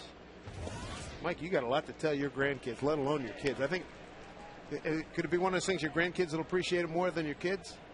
That you played with a Hall of Famer, number 5, when he retired all time? Well, I'm not trying to rush you to get, Well, the kids that have their little things on their phones, and my 13-year-old on his last year, the first thing he put on there was Griffey's back. There you go. Give you an idea. They know. They're aware. Good. Probably get a greater appreciation as they get older, but if they, certainly aware of who he is and what he's accomplished in the game. Cliff Lee 1-2 to Michael Kadire, leading off the Twins' 7th. Drive to deep right center field. Goody going back, and that's gone. Kadire hit it about 12 rows back.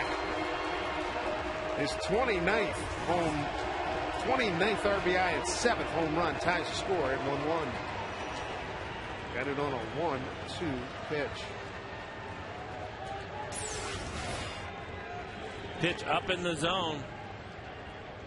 I tell you what, you don't see many right-handed hitters hit a ball up in that area out to right center field.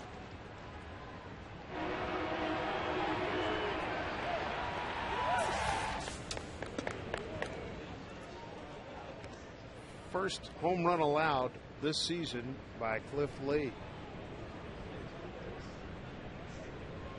50 2/3 without allowing a home run. Here's a fly ball center field. Playable for Gutierrez. Off the bat of Kuba, 1 out.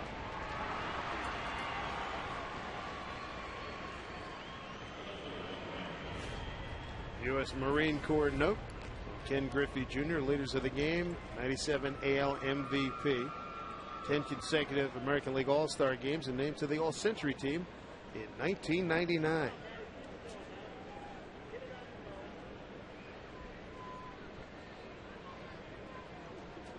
Indeed. Thank you, Junior.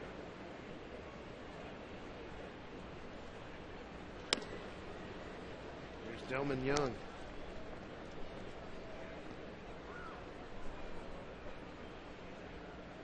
Fan responses to our text continue to roll in. We appreciate that.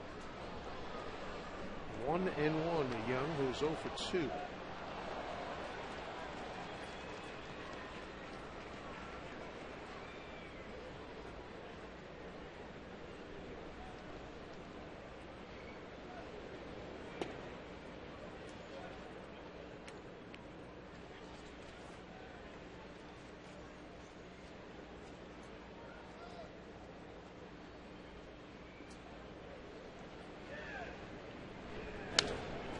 Back Cliff Lee last year allowed 7 home runs in 79 2/3 innings with the Phillies and 10 in 152 innings with the Tribe. And then you take a look at his pitch counts, 93 pitches for him.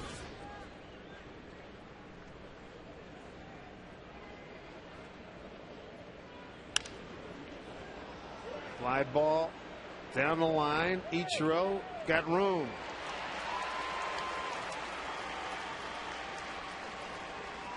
Two outs.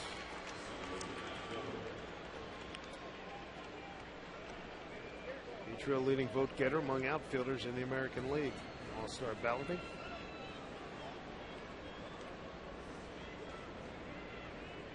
Two outs, Matt Tolbert. Kochman made a spectacular play diving to his left to rob him of extra bases. Then Tolbert got a base hit the center in the 5th.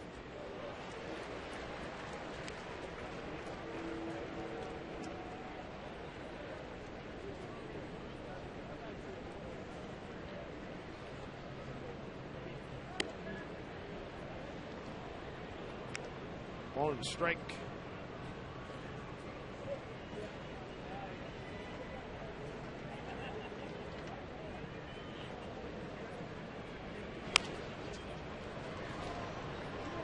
First time we're seeing Tolbert in this series.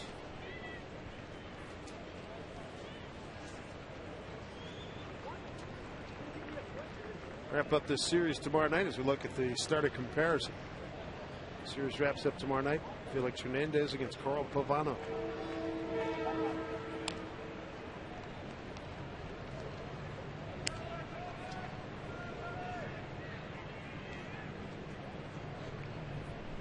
Mariners got on the board first in the 5th. Casey Kochman drove in Milt Bradley with a sacrifice fly. And here in the 7th, leadoff homer by Michael Kadire. They win. Rob Johnson can't find it. Throws down and gets it. Strikeout number 7. Put out 2-3. It's the day that Ken Griffey Jr. retires.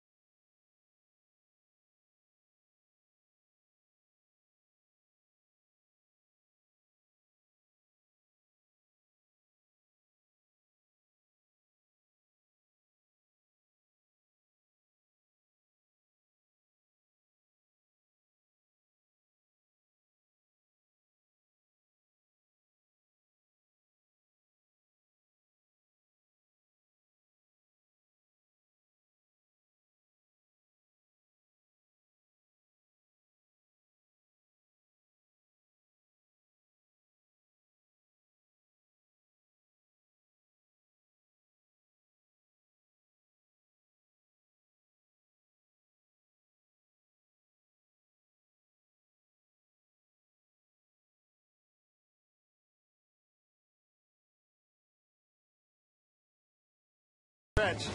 Brought to you by the Washington Traffic Safety Commission with a reminder, click it or ticket day and night.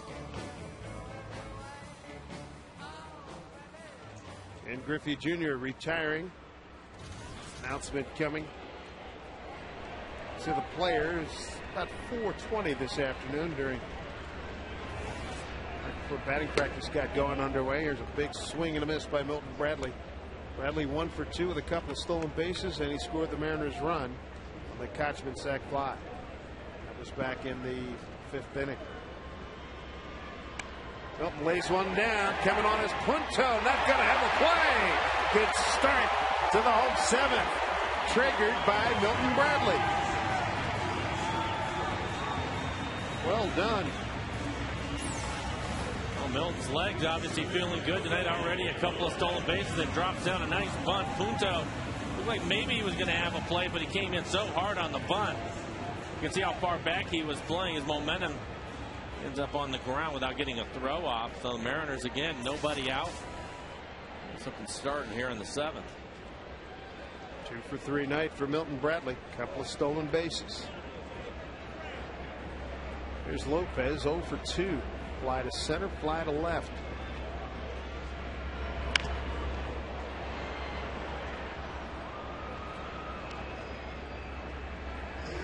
Jose last night 2 for 4. Runs scored, drove in 3, hit a 2-run homer.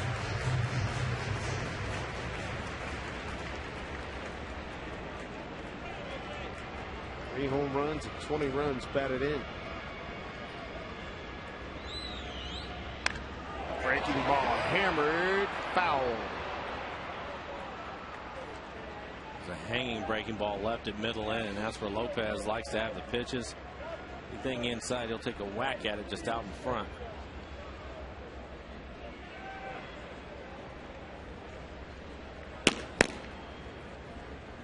Jose Maharis closest to us, and Jesse Crane on the outside. Doing a toe hold there. Bullpen. 0-2 to Lopez.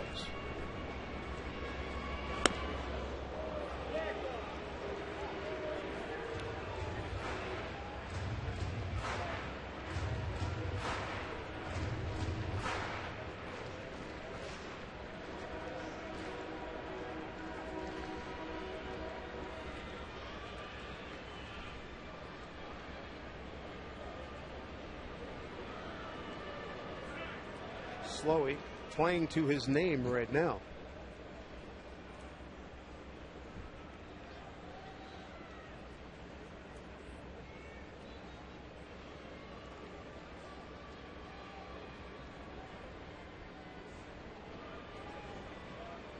Boy. Long look.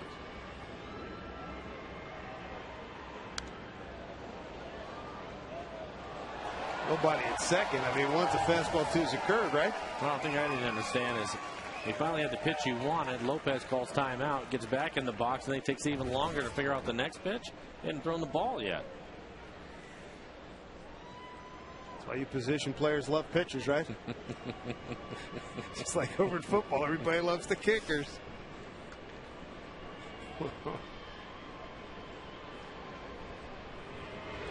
Breaking ball, base hit in the left field. First and second. First 2-men have reached here in the 7th.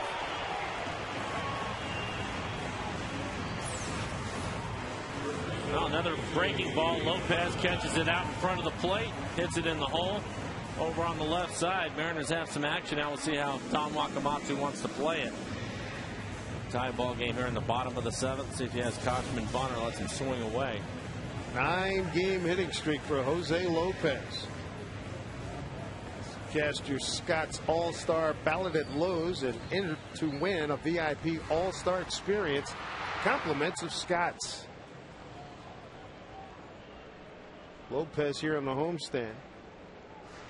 It's 5 for 11. 9-game hitting streak with that base hit.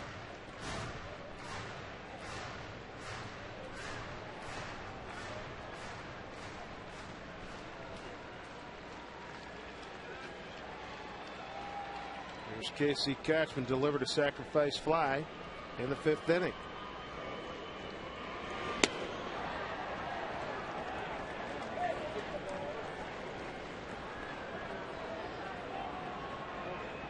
Jose Lopez up to 240 now.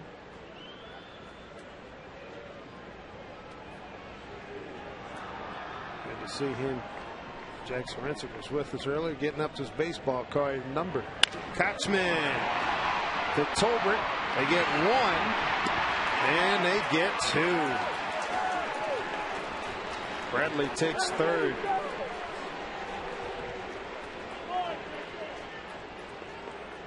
A twin killing here by the Minnesota Twins in the 7th inning.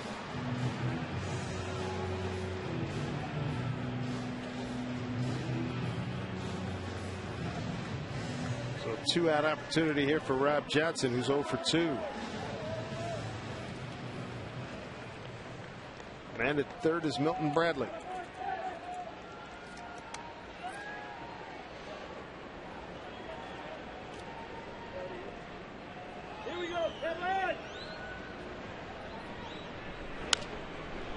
Popped up, play him.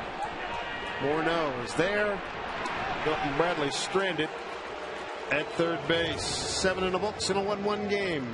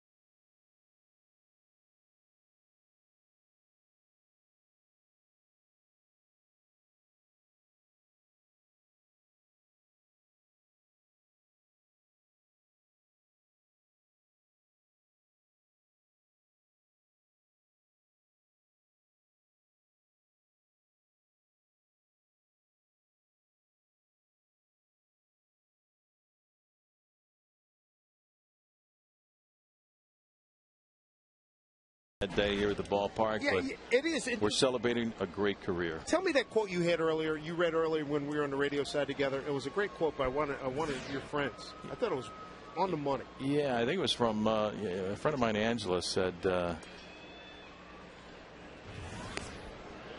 trying to think of the quote right now. It wasn't about the end, about a celebration. Yeah, don't cry about the goodbye. Smile at what made it happen. There you go. Smile at what made it happen. And Junior made it happen for 22 years. That he did. Nick Punto leading off. Favorite? You got $1 million on it. Oh, man. But how are we going to get Rico to narrow him down? Come on, give me 1 or 2 top memories. Say from the early years. We'll break it down that way. The early years with Junior. Well, obviously all the great catches and the big home runs. Mike, you were there, and Dave, you saw Junior at the end of his career. But it was his joy, the way that he played the game, and his friendship along the way that he made with so many people. And I remember one story about his sense of humor. It was his second year at spring training. My son Nick was about 9 years old, and at Tempe Diablo Stadium about 8:30 in the morning, and I'm standing in front of the dugout all by myself, and Junior was there talking with Nick, and so Nick comes by, And he says, "Hi, Dad," and he kicks me in the leg. Oh, and I said, "Nick, what are you doing?" He said, Junior gave me $50 to come by and kick you in the leg." I said, "Junior, what are you doing?" But that was Ken Griffey Jr. It was all about fun and having a good time. I hope he didn't get the $50, and he didn't. but that was Junior. What is that coverage? Here's Punto, 3-2, fouls one off. Oh, I mean, he kept it. I got to see him here these last 14, 15 months. Was he, at the beginning, was he that loose? Was it good at keeping things loose all absolutely. the time? He grew up in baseball, with his dad. He grew up in a major league clubhouse. Sparky Anderson used to tell me stories about when his dad was with the Big Red Machine. Punto strikes out. That's strikeout number 8 for Cliff Lee. When they won, and they won a lot, the kids would come into the clubhouse, and Sparky said that Junior would sit on his lap, and the favorite thing for Junior was the red pop. He had to have red pop, and Junior would sit on Sparky's lap as Sparky talked with the media. But I just love the joy that he played the game with, the youthful exuberance, of a kid, and that never left his face until really the last couple of weeks. Neither did the red pop. He still liked it, huh? Yeah. Cliff Lee fields. Got him. Nice play by a very athletic Cliff Lee to throw out Denard's span.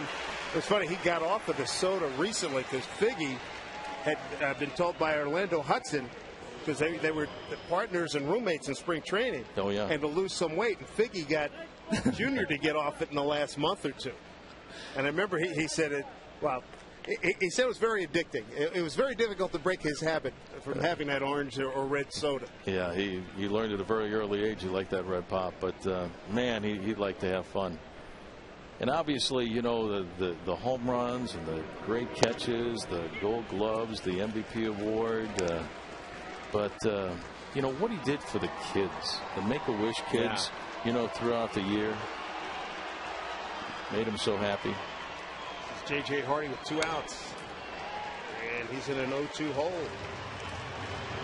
The thing about it, Rick, with him is if you look at all the big numbers that he's put, the massive numbers, the first ballot Hall of Fame type of numbers. But talk a little bit about him coming up with some of the big hits. Like he just had a flair for it. The great players really came through in the clutch. Junior was always there to make either the big base hit, which he had not too long ago, the walk-off base hit to win a ball game recently. But it was a home run. When it came time to do something special, Junior, it seemed like he always came through. And the great ones do that. He came back after shattering his wrist in 1995, time and time again, hit the home run off of John Wetland, and boom, and blow. You guys just took off after that. A lot of opening day home runs as well. Mother's Day, he'd always seem to hit a home run, and on Mother's Day for his mom, Bertie, he was just always there at the right time on the right occasion. Boy, I wonder what she's thinking today, and I wonder what Ken Sr.'s thinking today. Talk about unbelievable. How about father and son going back-to-back back in 1990 in Anaheim? Ground ball to Josh Wilson. And he throws at the Minnesota shortstop. Rico, pleasure as always, my man. See you back on the radio side. Well, good to see you, buddy. Thanks, Rick folks. Riz with some memories of the great years.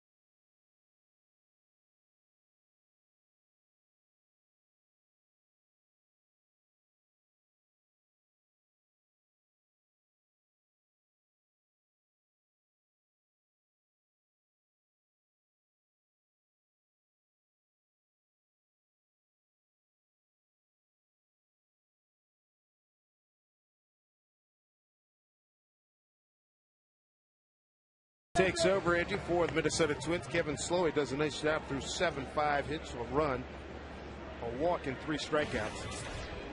Take a look at the numbers for Jesse Crain. ERA 5.32. 17 strikeouts in 22 innings pitched. He has given up 3 home runs. Pitched an inning on Monday and racked up a strikeout. Josh Wilson to lead it off. 9-1-2. Ichiro and Figgins to follow.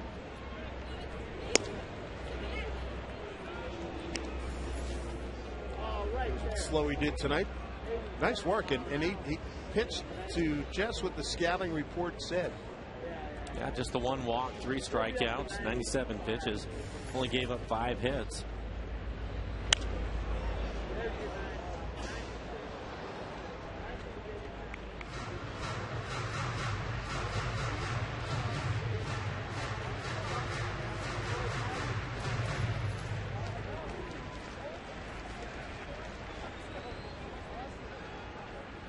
Amazing. Start thinking about Griffey and his standing in the record books. Rick and I were going over that radio side earlier. Ground ball to Hardy. He's going to return the favor and throw out to Josh Wilson, who just did it to him to end the top of the 8th inning. And he's in there with all the immortals. I mean, all the names, the great names you grow up hearing about, Mays and Aaron Musial, Ty Cobb, Ted Williams. I mean, it's awesome. Wow. People are going to think of him in the same light when you talk about immortals. He's right there. Yeah. Top of the order, Ichiro. 0 for 3, couple of strikeouts and a ground out.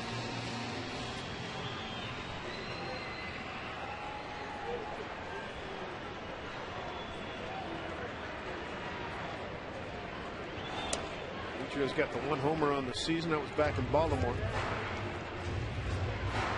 May 13th.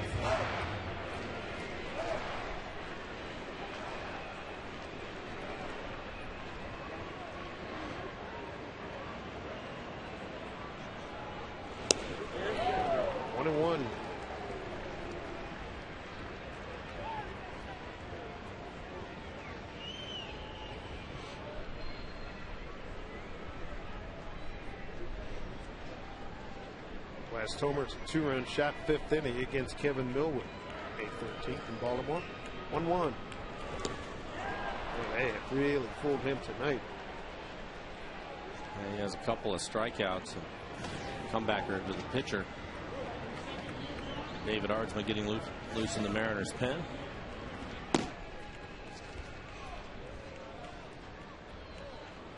First game of the series, Ichiro 1 for 4, went 3 for 5 last night with a run batted in.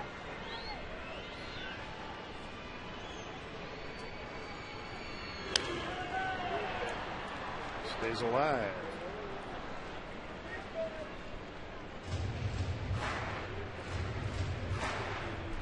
Mariners had a nice threat going into 7th inning. First 2 men reached. Bradley laid down a bunt. Lopez base hit the left, then double play. And then Rob Johnson fouled out to the first baseman, and that ended the inning.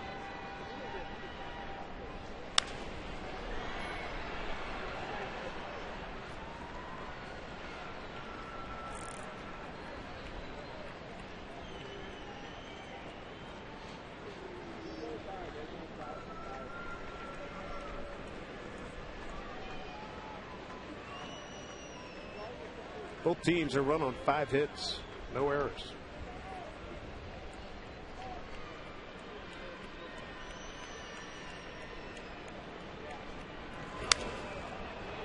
Twins have left 4 men on, and so have the Mariners. Well, the Mariners 0 for 4 with men in scoring position. The Twins just 0 for 2. They haven't had many opportunities against Cliff Lee. A couple of good fastballs from Crane, 96 miles an hour. Ichiro just fighting them off.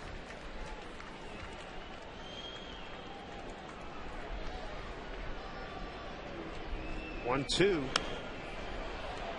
A heck of a job.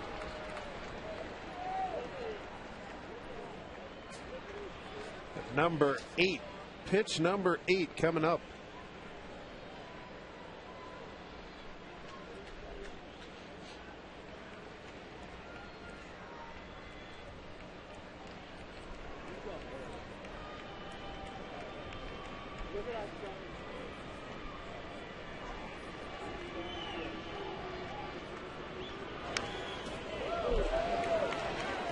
He is doing some work here. He's on a last fastball in on his hands at 97 miles an hour.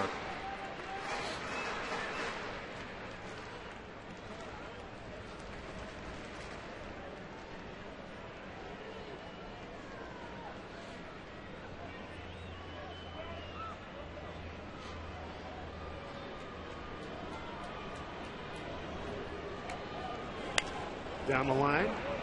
Here's a fun fact for you. Tonight is the first game in Major League Baseball since 1974 that Griffey's not involved in a Major League Baseball game. That's a heck of a stat. 74. That is some legacy. Ken Jr., Ken Sr.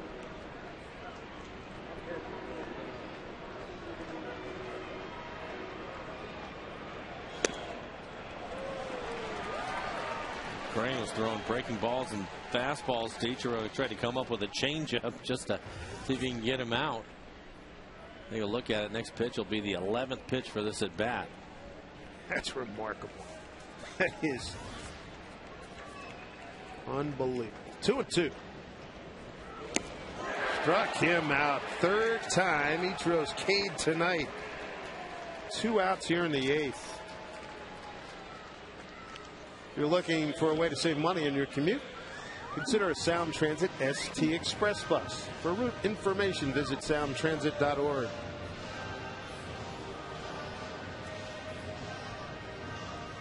There's Sean Figgins, 1 for 3 tonight.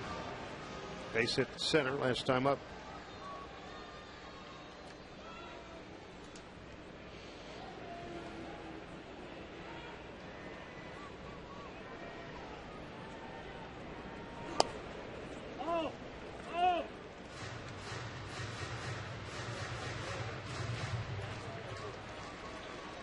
There's the hit zone brought to you by Amica for Sean Figgins. A lot of problems with that high pitch.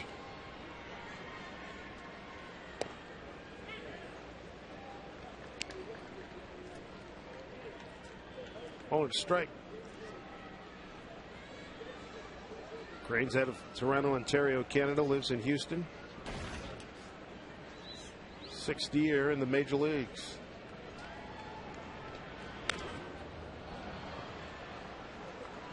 Ball and 2 strikes.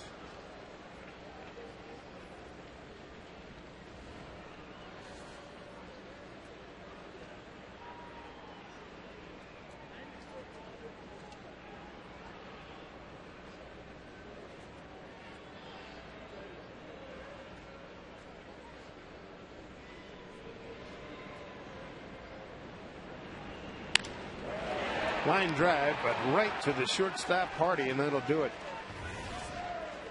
for the Mariners here in the 8th inning.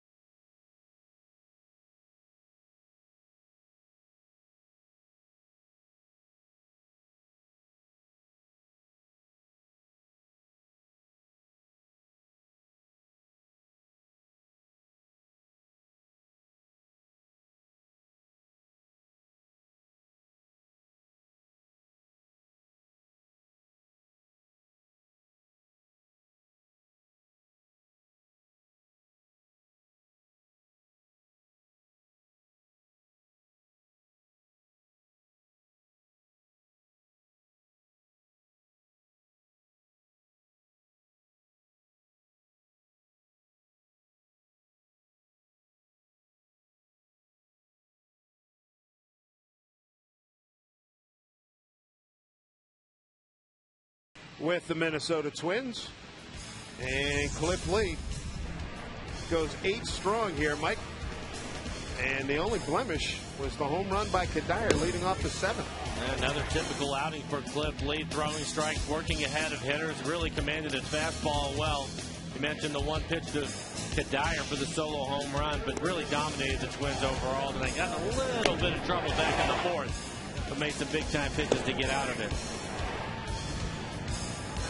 So Cliff Lee, his second no decision of this 2010 season. Here's his line: 8 innings of 5-hit, 1-run ball, or 1 walk, and 8 strikeouts. And that home run is first in 50 2/3 innings. Here's a challenge right now as David Ardsma, one of the top closers in the game, faces the dangerous part of the Minnesota order: Mauer, Morneau, and Kadire.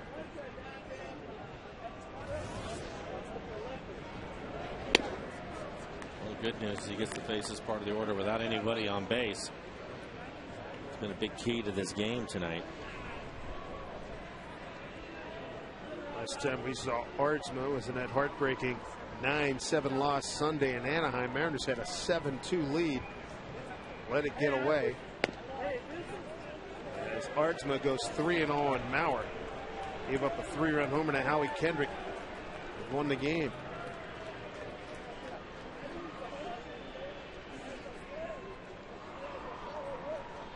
Mauer's 2 for 2 against Ardsma. And he's aboard with a 4-pitch walk. Ardsma snaps at the ball.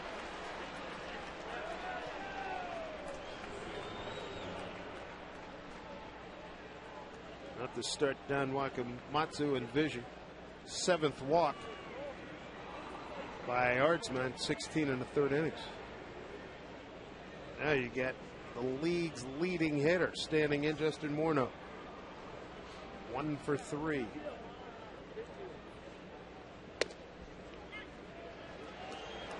Morneau's 0 for 2 against Ardsma.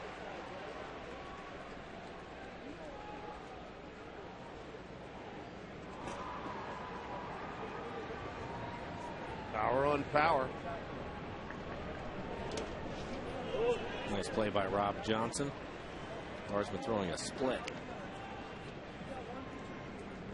That's the thing. He's going to have to mix it up. He just can't punt fastballs in to Morneau.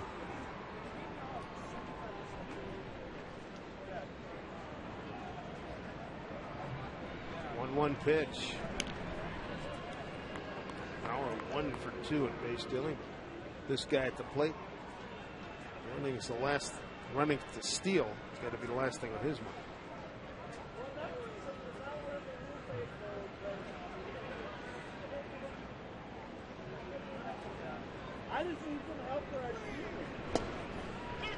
Therefore called strike 2. Good pitch right at the bottom of the strike zone. Morneau thought the pitch was down, but it looked like a good pitch according to the tracer. Get that ball over the plate, Blue. Get that ball over the plate. 1-2. Gets away from Rob Johnson. Runner's going to advance. Fastball number 7 for Rob. Number 7. Mariners as a team now. That's fastball number 10, by far the most in the American League.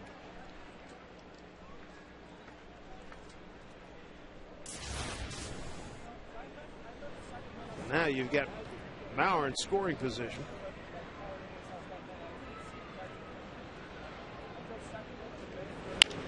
Back up the middle. Figgins throws out Morneau, but Mauer takes third with 1 out.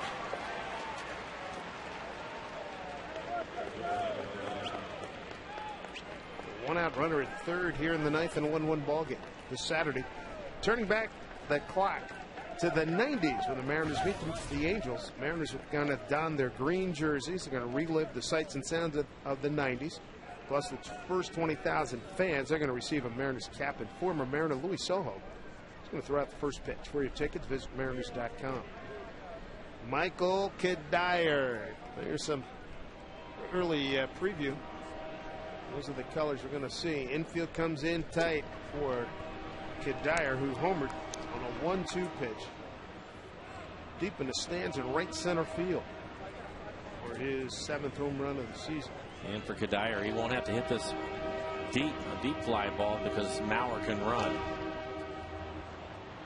Doesn't get too far away from Ralph Johnson. A lot of times catchers, they have to pound it in the outfield, but that's not the case with Maurer over at third. You got John Roush on the left, number 60, and Matt Guerrero. He's in the foreground. Hardsmith is in a hole right now. 2-0 to Kedire. Line drive right to Josh Wilson. Almost took him in the left field.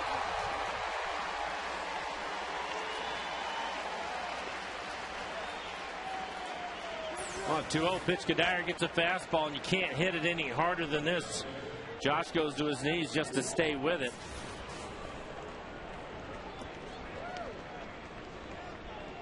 Still not out of the woods.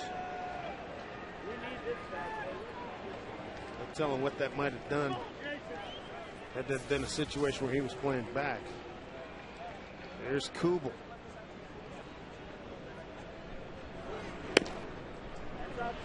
Kubel 0 for 4 against Archman. 2 down. Man at third here in the 9th. Mariners will have Goody, Sweeney, and Bradley coming up 3, 4, and 5.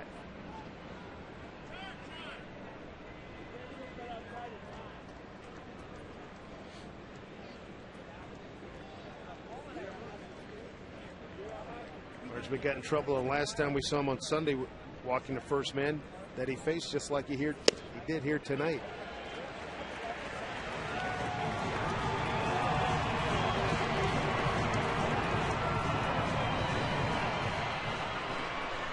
A lot of good pitching tonight. Cliff Leap, Evan Slowey. No decision for those two gentlemen. Here's the 1-1.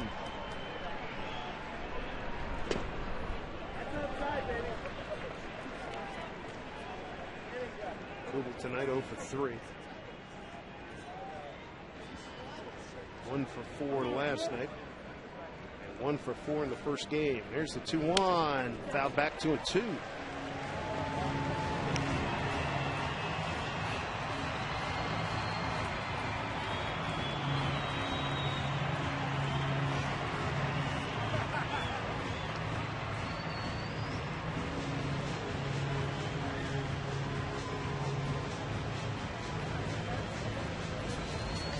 Ralph Johnson and David Archman set now.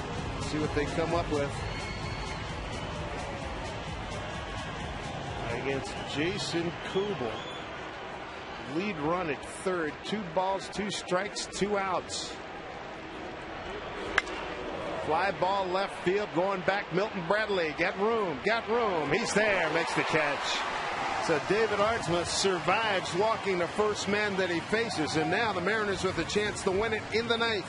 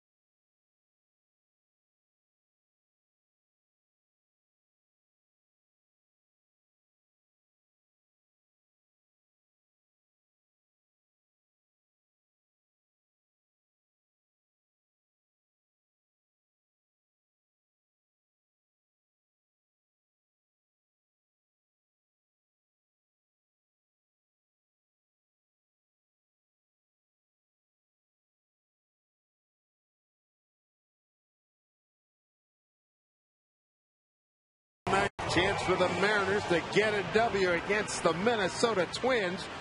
This series tied at 1-1, and these ladies with their rally caps, and they're ready to rock here as the Twins go to their third pitcher this evening, Matt Guerrero.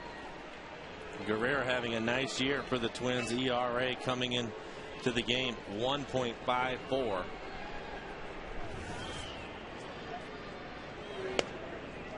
Strike one to Goody. Goody 1 for 2 in field hit with a walk as you look at the line for Matt Guerrero. Yeah, 15 strikeouts and 23 in the third. Opponent's average just 167. Well, Goody's due against them. Goody's 1 for 10 against Matt. It's about there with league average. Right-handers only hitting 149 off of them. Nice piece. This Minnesota team starts the day 4.5 games up on Detroit and Central. Goody down the line. Hardy throws him out.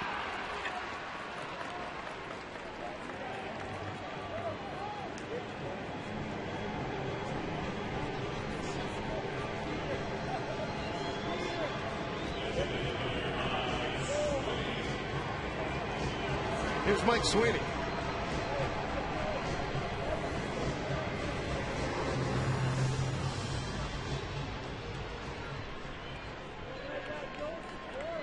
Sweeney tonight 0 for 3.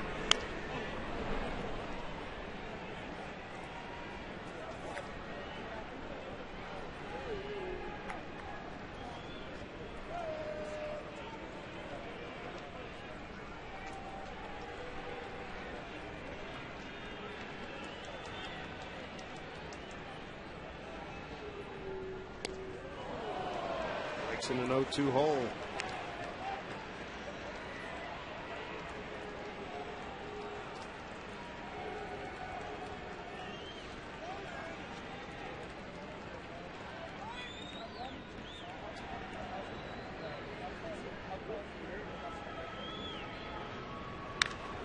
Down the line, hooking foul.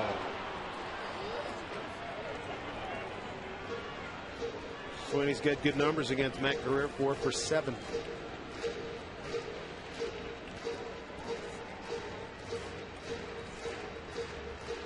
Brandon Lee gets been thrown.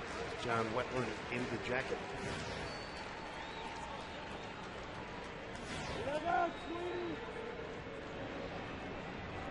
To Sweeney. All the 2 strikes.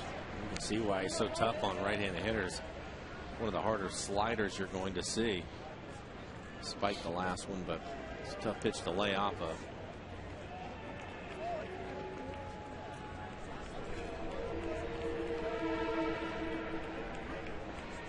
1-2 to Sweeney.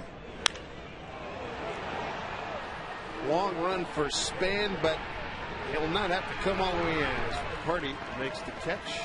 2 down. Okay, Milton, have a day.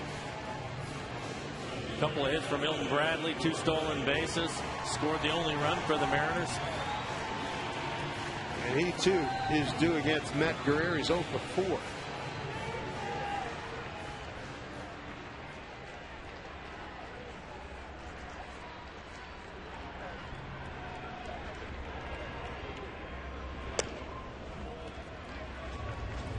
Bradley with 3 home runs on the season.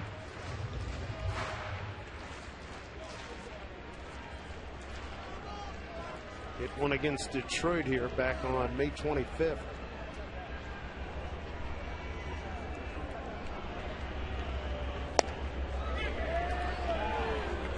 Strike 1 to Milton, 1-1.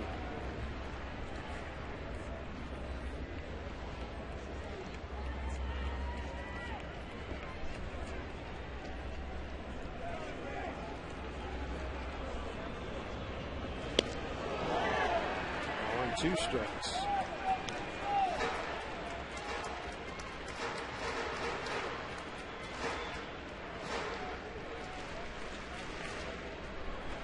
Milton really affected by Griffey's retirement. Told me during batting practice, I feel empty. 2-2.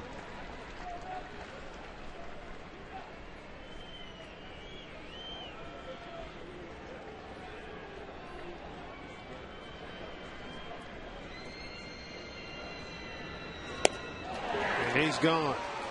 Getting into danger zone here now as the Mariners go to extra innings where they're 0 for 6. 0-6 and have been outscored 11-0. Maybe tonight the 4.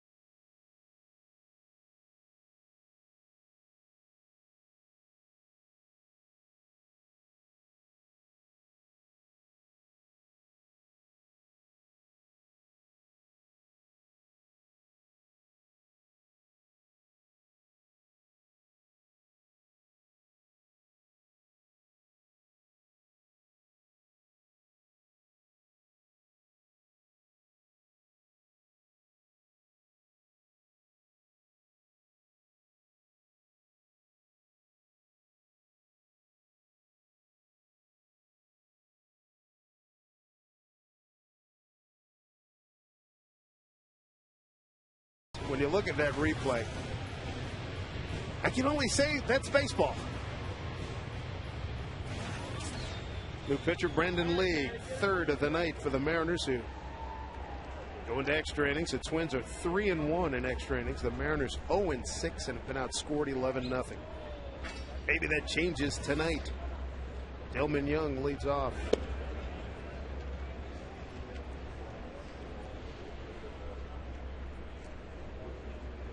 Well, Brandon's getting to work through the best part of the lineup. You have Young hitting 7th and 8th, 9. Tolbert and Punto. Tolbert just called up. Lopez to his left. Boy, Delman Young got down the line. Jose just got him, one out. Lopez has to go far to his left, guarding the line. Comes up with it, puts something on it, but Young can run. Nice call. All right, Jimmy boy. First base umpire Dan Iasanka. One out here in the 10th. There's Matt Tolbert playing at second base tonight. Switch here.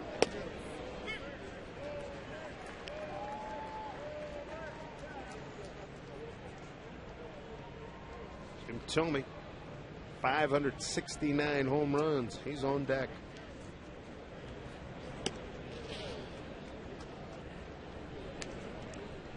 Getting a lot of fan responses to Junior's retirement.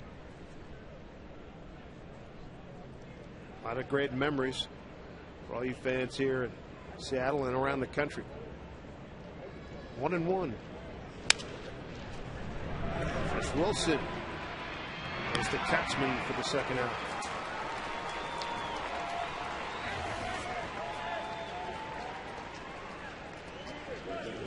Here comes Big Jim Thome.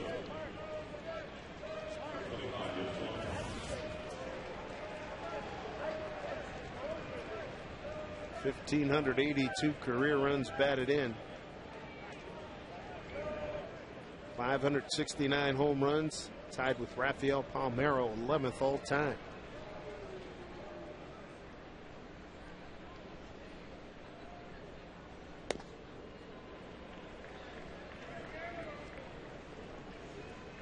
First time he and the league are squaring off. His 20th season. One of the all-time nice guys, too. And Brandon falling behind. Sure, he's probably going to throw a fastball away from Tomey. Try to run the two-seamer off the outside corner. 3-0 to Jim. He's 2 for 8 as a pinch hitter.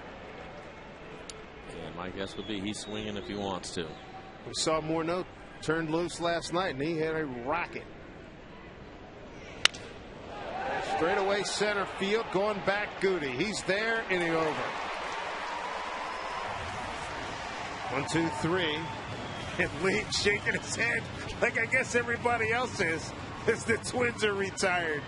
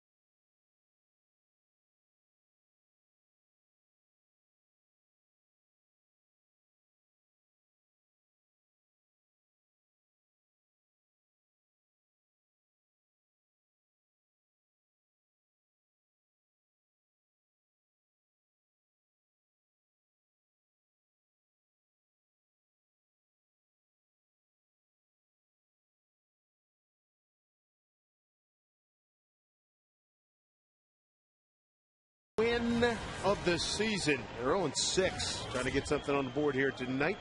Chicago Cubs, they make their first return to Safeco Field in nearly a decade. 3-game series with Lou Piniella and the Cubbies begins Tuesday, June 22nd. Includes Thursday, the 25th. Special 12:40 start time. Always a special event when the Cubs come to town. Get your tickets at Mariners.com.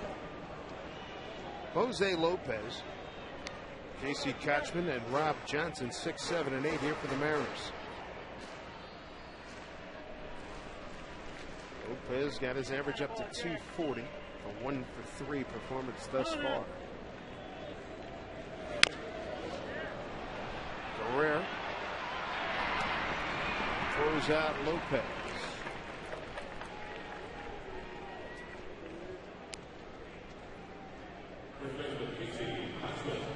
Bring up Casey Kochman. Kochman drove in the Mariners' only run with a sacrifice fly in the 5th inning. Milton Bradley had led off with a base hit to right. 9-pitch at bat. Stole second, stole third. Kochman, after Lopez flied out, brought him home with a sacrifice fly.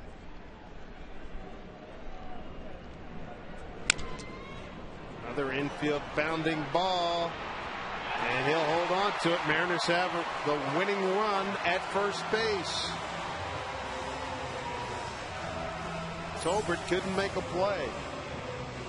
Jumps up high, can't quite get to it. Tolbert coming across, bobbles, and I think even if he makes the exchange, Casey was getting down the line in pretty good shape. I doubt he would have thrown him out. Looks like we'll have a pinch hitter for Rob Johnson. And it is Eliezer Alfonso, who's been swinging a big bat. Young man has, we've taken a shine to him with his aggressive approach. He's 6 for 9 since coming up to the Mariners on Sunday. He went 2 for 4 last night. Mike, I jumped on board your prediction he wouldn't see a fastball, and he hit the ball hard a couple times last night. He hasn't missed any of the fastballs. Hopefully he'll get one here. He went first to third. showed us something too in the 4th inning last night when the Mariners sent 9 men to the plate and scored 4 times.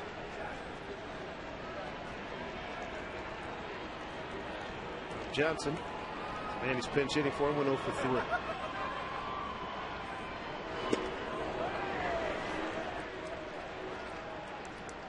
He ain't cheating himself.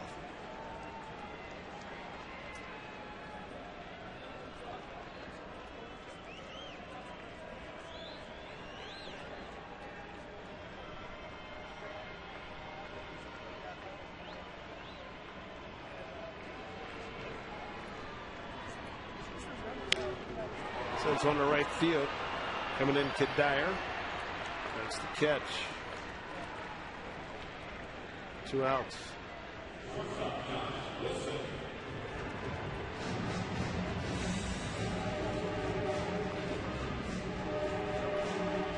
Josh Wilson will stand in. 0 for 3. And base hits in 12 of his last 13 games.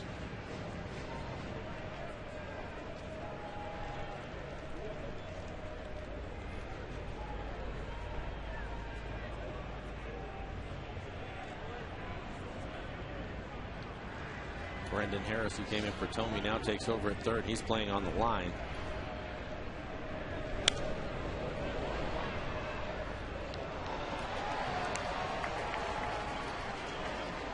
Outfield is deep as you would expect. Delwyn Young almost in the bullpen. He's even beyond the patch of where it's worn out, where left fielders usually stand. There it is right there in the middle of your picture, that worn patch there. Well beyond that. 0-1 to Josh Wilson.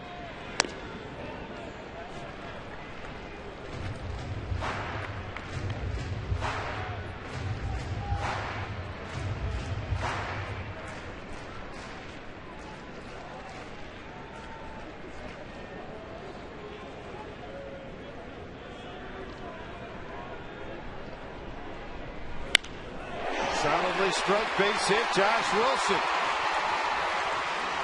Young man is really swinging the bat.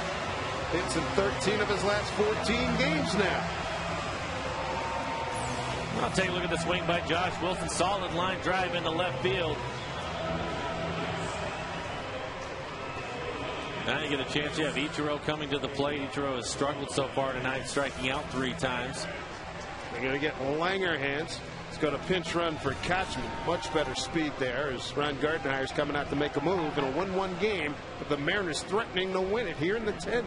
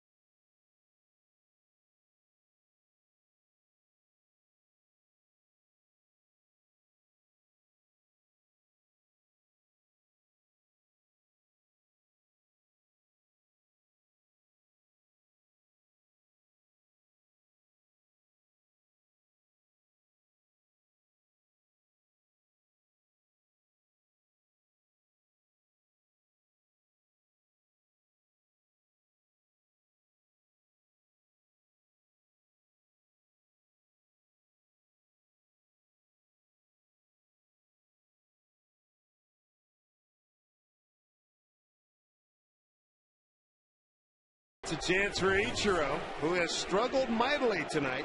He's been punched out 3 times, 0 for 4. And he's going against Jose Majerus.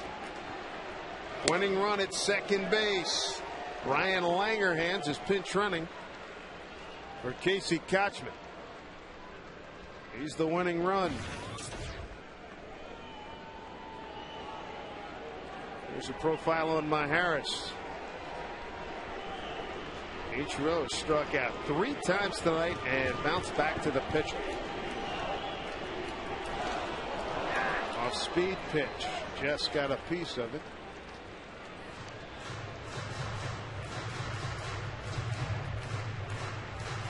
Ichiro 0 for 2 against Majerus.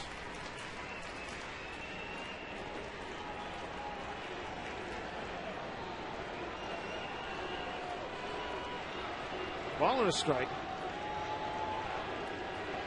Mariners want to get a W here against a good Minnesota ball club. Check this swing. 2-1. Last game-winning hit for the Mariners, Ken Griffey Jr. Against Toronto. Yep. May 24th, I think. Heck of a spot here for Ichiro. He's ahead 2-1. 2-2.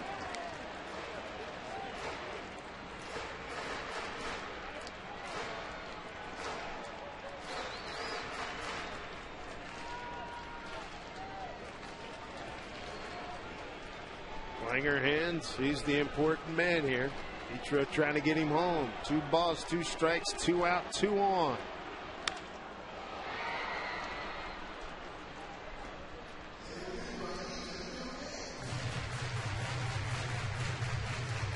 Great number there. Runners in scoring position, 2 outs.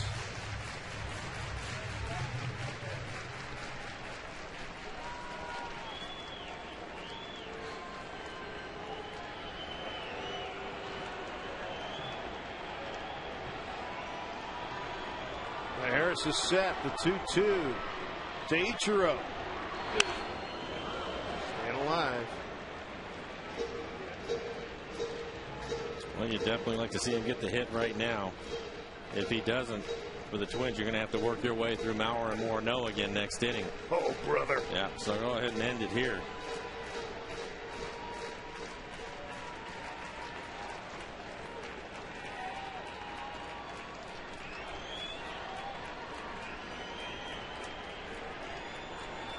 Mariners trying to get their first extra inning victory of the season.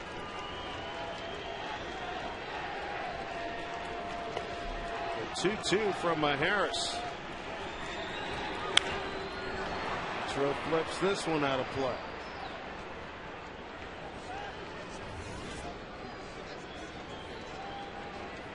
When you look at it, next pitch will be the 8th. A lot of fastballs.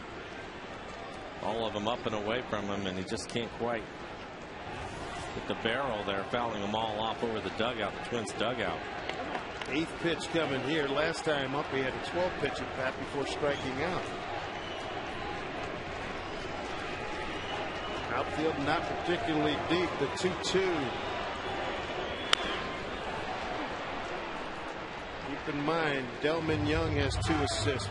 Denard Span has 3 assists. Kid Dyer has 3 assists. So you've got 3 athletic guys out there with good arms. Yeah, and Span and Young are both playing shallow. Not expecting Ichiro to drive the ball out the other way. So Langerhans will have to get a good jump out at second base.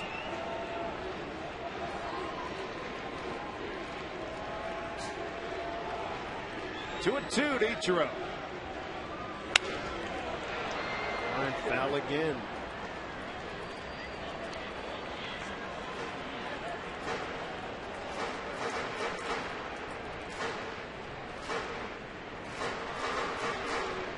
Mariners at 20 and 31. Twins at 31 and 21.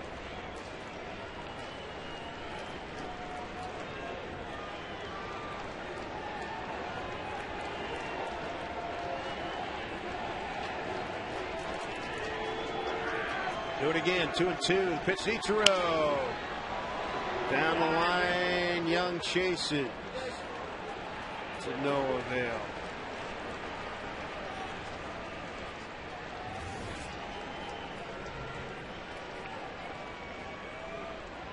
Ichiro has never had a 4-strikeout game in his career.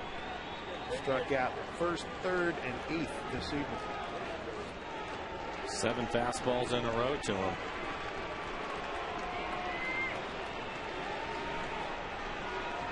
Two and two. Langerhans takes his lead. The pitch. Back up the middle.